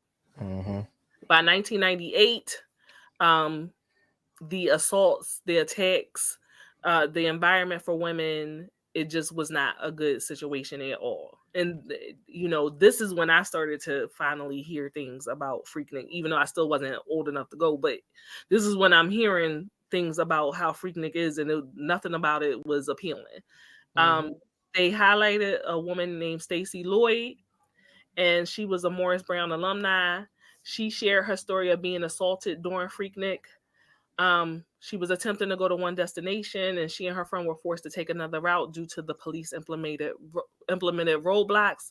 And her friend left her purse at a gas station, so she parked the car on the roadway and went to retrieve the item. While Lloyd was alone in the vehicle, a man jumped into the car, and the two fought as a crowd gathered. They opened the door, pulled her out, and in a heartbreaking memory, she shared how an estimated 10 guys took turns groping her body, and they did not stop until a bystander yelled police. But that was the only thing that saved her from getting raped. She still ended up with both her breasts being exposed, her hair was tousled, she had cuts, she had bruises. She only had the elastic that was holding the pieces of her skirt together. The police did not follow up with her. No one apologized. Nothing happened. There were no consequences. And she said that unfortunately, although she was hesitant to admit it, that she ended up having PTSD where she was afraid of large groups of Black people. 50,000 people were present for Freaknik that year. There was 481 arrests. 6 of those were rapes, and 4 were for fondling. So it definitely turned into a predatory situation, something that began in 1983 for college students. Now it was not a safe atmosphere for women. So by 1999, women were commentating on their shared experiences or what they witnessed and felt as far as disrespect, and they no longer wanted to attend the event because it wasn't safe. The founders of Freaknik ended up having a great deal of disdain for what they had created and what it had become. So the mayor ended up ultimately canceling Freaknik outright because of all the crime that is brought into the city. Fast forward, you have Carlos Mill, who saw that Cartoon Network was the last person that had a Freaknik trademark, and he attempted to revive Freaknik in the recent years, and he decided to have Freaknik Festival, where they had concerts, health fairs, and things of that nature. But it's a lot of people who were originally involved with Freaknik years before that are just like, you cannot duplicate this. It's a part of Lightning in history. a bottle. Yeah, if you were there, you were there. If you was not there, you missed out, and you just cannot replicate it. Just think of it like a con without the cosplay and stuff. It was just Black people get together. We have a good time. There's food, you drink. There are entrepreneurs who made money because they made shirts. They did things. People sold things. It was a festival. It really was a week-long festival for Black college students. It wasn't what people thought it was until the predatory assholes came down and fucked it up. Exactly. That's just what it was. It was a Black college spring break festival where you got to go be free, have fun, and then go back to classes. So yeah, and by the time I started hearing about it, I never knew about the golden age of it, right? Yeah, I what happened to always that stuff? heard like, no, you go there, people raping women, people doing this, people doing that, and I was like, I would never want to go there. Even here in Afro Philly, punk. like when they Afropunk had is the closest you'll probably get to it. Yeah, somebody said it in the comments. Yeah, Afro punk is Afropunk is probably the the closest you'll get to Freaknik. yeah, I believe it, and I want to go to Afropunk. It's so much fun. I do want to go to Afropunk, but even here in Philly, like when they had the Greek picnic and stuff. I knew it was gonna come up. The Greek. That was my shit. I went. Now I will say that I used to go down the South Street. You know, all right, it's the Greek. We going down South Street or whatever. Or the Penn Relays. Which are next week. Y'all ain't go down South Street for the Penn Relays? You can't go down South Street no more like that. Well, you can't go hanging. Young people can't go down South Street and hang around like that anymore. No, like, not at all. South Street is not the same. But when we used to go down there, I hated it because like the nigga always want to grab you. Get the fuck off me. You can say hello to me without touching me. Don't touch me. So it definitely was like a predatory environment it just went past Atlanta. It kind of seeped in. I was about to say it became an everywhere thing because it became a Greek picnic thing. Like, so everywhere that there were Greeks, they had this picnic, like Myrtle Beach, Daytona. I mean, what the Kappa Beach party in Galveston, Texas is the same to me. It's no different. Like, so they still happen today now where outsiders can come in, but the Greek picnics still do happen in every city. You got Chicago Greek picnic, you got Texas Greek picnic, North Carolina Greek picnic, Atlanta Greek picnic is the biggest and most similar to Freaknik at the moment. But Atlanta Greek picnic over the years, like Freaknik, have gotten bad and worse due to uncontrollable people. So that's why now across the city, across the country, with the different Greek picnics in each major city and state or whatever, they monitor it. There is security. The Greeks do hold people accountable. Like if somebody fucking up, and if that's y'all dude, if that's one of your fellow brothers or fellow sorors or whatever, you get them in check. You check them, you handle them accordingly, because at the end of the day, it's like that person is going to make all y'all look bad. So that's one thing I can say about the Greek picnics. It's, you know, in today's time, especially with Gen Z, because they heavy on the, you shouldn't say that, you shouldn't do that. Why would you do that? In type generation, they're gonna call you out on your shit. So at the end of the day, it's just like when we have the Greek picnics now, and I could like attending a few of them now that I'm Greek, it's literally like we hold each other accountable for our people. So if our people are fucking up, you got to deal with your person. You pull them to the side, yank them by their shirt, like dead ass, grab their ass, and like bring your bitch ass back over here. Like, you know, that's what I can say now. Back then, now we can chastise and be like, oh, you know, back then they probably like, you a weak ass. Don't be doing it. No, because you represent all of us at this point. So, you know, it's different than it was back then. Yeah. And I remember a lot of people who were in college and like who were Greek, like actual fraternity sorority members, like being upset because it's like, all right, you are giving our shit a bad name. Yeah, y'all motherfuckers, old ass motherfuckers, and y'all ain't even go to college. Right. Go to college, fucking up our shit. Like I do remember that being a big thing and a big deal, unfortunately, and that. We have niggas. You got black people, and then you got niggas that come and mess shit up. It's always the niggas. But like I said before, predators will always see something that they feel like they can flourish in. Advantage of. That's it. Want to go and fuck it up so it is very unfortunate that something that they created turned into something like that. But I am absolutely happy that they did the documentary because I didn't know a lot of it. I did not know the origins of it. I know a lot. There were some people who wrote articles that they were upset that I guess that the highlight wasn't the rapes and the assaults, and then the issues with women. And I felt like they did address it. I felt like they addressed it appropriately because for the bulk of the years that it was in its existence, that was not how it was. That wasn't the issue. Yeah, that It was wasn't the issue, and it became something of Black culture and Black music. That was the main highlight of Freaknik before the Olympics was announced. So yeah, unfortunately, I do get and feel for the people who were assaulted and wanted that highlighted and everything. But at the end of the day, it was literally addressed for the last 30 minutes of this 80-minute documentary. Yeah. The documentary is only 80 minutes yeah. long, and for 30 minutes they address the disrespect of Black women, the assaults and rape and everything else that happened. So to be honest, out of 80 minutes, damn near almost half of the documentary was about that. They don't want accountability, they want punishment. I think that for some people, they do not want us to highlight our moments of joy or the positive things in our legacy. So instead of being like, it is refreshing to see our HBCUs, celebrated. No, we want more Black trauma. Yep. We have That's enough right. of that.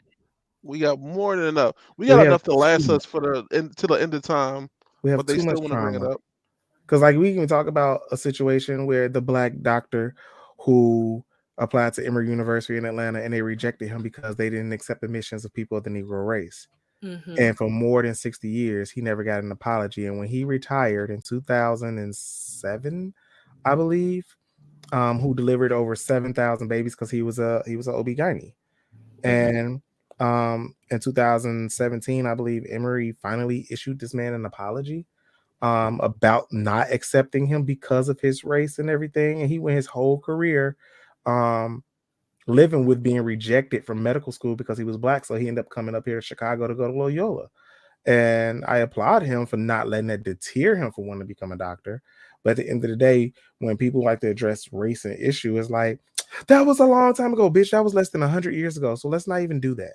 Like let's get to the bulk of things. Like at the end of the day, Black trauma has been trauma since this country was fucking before this country was fucking founded. So let's be real.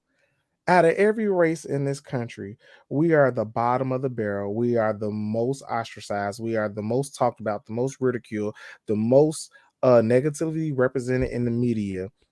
And we still, after everybody in this country who are technically the immigrants, because we built this motherfucker, we invented everything in this motherfucker, and this country wouldn't be what it is or operate without us. We still have no laws to protect us.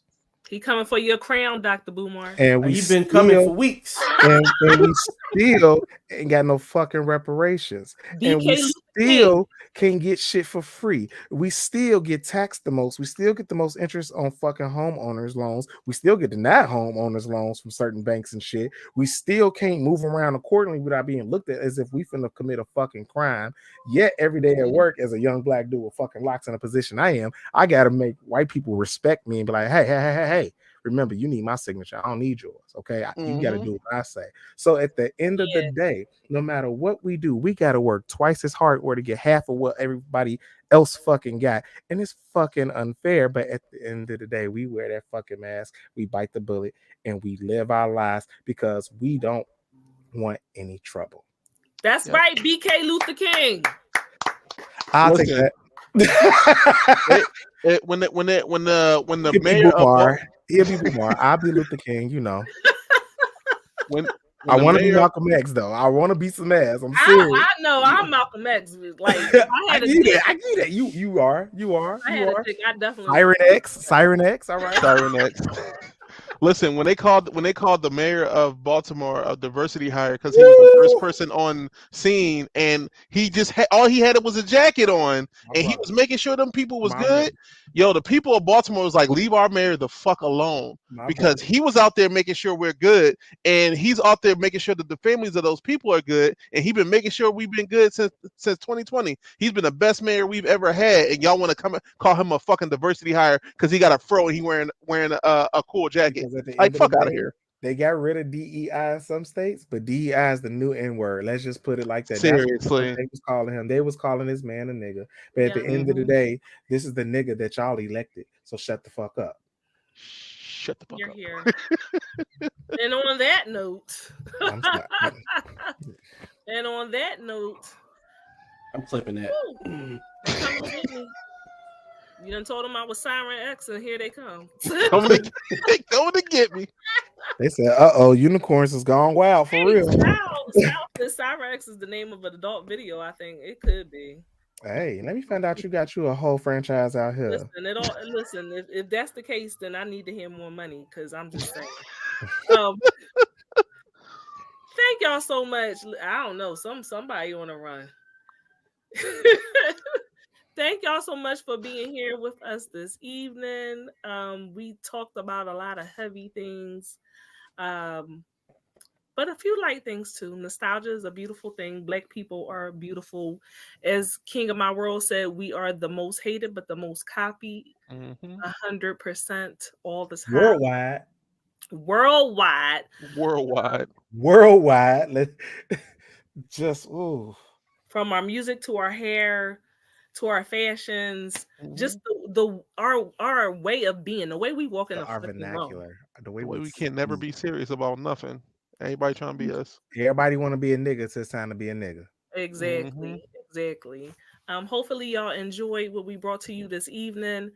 Definitely find replays of Unicorn Straight No Chaser on all Head Nerds and Charge platforms. All right. We definitely get into more debauchery typically, but these were documentaries that people were eagerly waiting for, and definitely there were multiple discussions across social media platforms about each of these. So we definitely wanted to address it. Hopefully you will join us again on Thursday, 7:30 p.m. Eastern Standard Time. If you are new here, please return.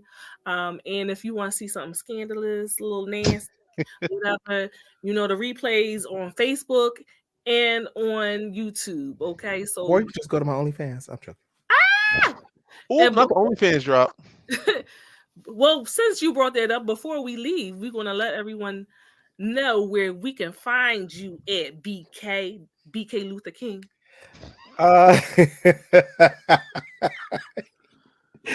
It's your boy BKE for life for acting, dancing, streaming, cosplaying, podcasting, jack of all trades, but a master of none.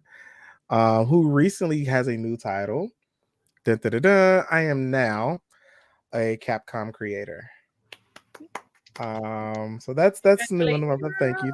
You can follow me on all platforms at BKE for life, and don't forget to go to Otaku Nor's website to buy my cosplays back 2024 calendar, where I am Mr. August for my cosplay is black. Yes, sexy, yes, and the devil, who is not below but above. I'm above this time. Where can they find it?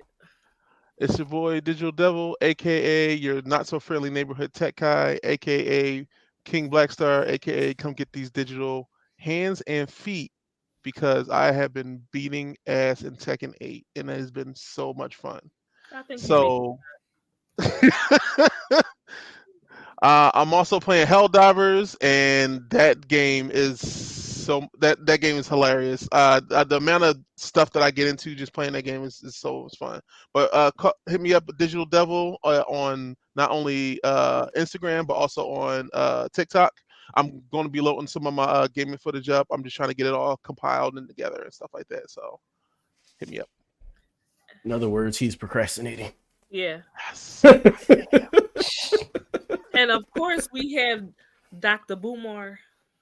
What's up, y'all? It's Basim the Dream. Shout out to Dawn for sending us 50 stars. We appreciate you. I'm Basim the Dream everywhere, and you can find me there. Oh, so the simple. You Asked For It podcast. Catch us on Tuesdays. Y'all make sure y'all follow the You Asked For It podcast on Tuesday so you can get more of Dr. Boomar in your life. I don't know if that's what you need, but it is. What you mean? Everybody needs me. Oh God! And of course,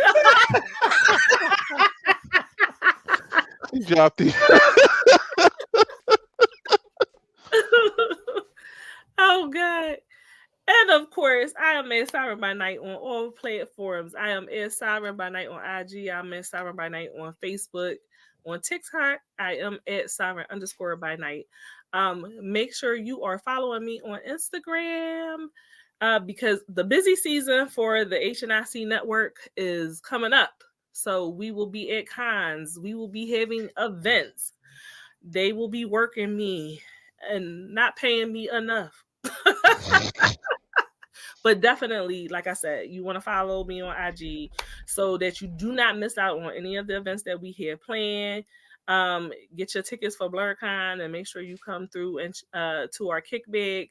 You want to make sure that you are looking out for our announcement for the Virgo HNIC pool party. So you refuse to call it what is it? Isn't it called something else now? No? Okay. I'll let you rock. Virgo's Groove? That? No. Oh. No, it's not. No. But it's cool though. Whatever. I'm not here to start no shit. I don't know what you're talking about. That's not what I'm here to do. What you're talking about. I'm staying in the right lane, okay? Staying in the right lane. I want no part. You know what? He has a dream. I do have a dream. And not Basim's dream. Not his, but I do have a dream. Oh, God. That was quick as hell, Jess. That was quick. That was lightning. She getting better and better, baby. She getting better and that better. Was quick as hell. But you know what? Since you did bring it up, we are doing something for Black Fae Day in connection with the Fays. We will be doing something for Black Fae Day, so y'all keep a lookout for that. I got my cosplay ready. It should be coming soon. Listen, you don't fuck with the Fae. I'm also working on something myself. So. Oh yeah, you got something playing too. It's kind of interesting. But like I said, so many events coming up. So definitely make sure you follow. Make sure you put a little money aside so you can get tickets. And in April, we will be going to New York with Mike City for Legends in the City. We did it once. We about to do it again. It's a good time. Come sing karaoke. Come drink. All of that good stuff. Yeah. So thank you again. Thank you again. Please send us poor struggling content creators some stores, and we will see you next time for the bullshit. Maybe we talk about Diddy next week, y'all. Y'all let me know. I'm down for talking about Diddy. You want to talk about the diddler? Can we get that graphic? The diddler is hilarious. I've been cracking up on TikTok and Twitter all week. I'm sure by the time next week comes, Jess will have plenty diddlers and Diddy. That sounds like the name of his dick. And, the diddler. Like the hamburger, he just run around. I'ma steal your dick. Yeah. Oh my God. Y'all have a good night, and remember, just got finished saying black people can't take shit serious. Remember, when we laugh through our pain. You gotta tell them no. You gotta tell them no. I might take that 50,000. I did. He said, I did. Fuck. I loved it. Good night, y'all.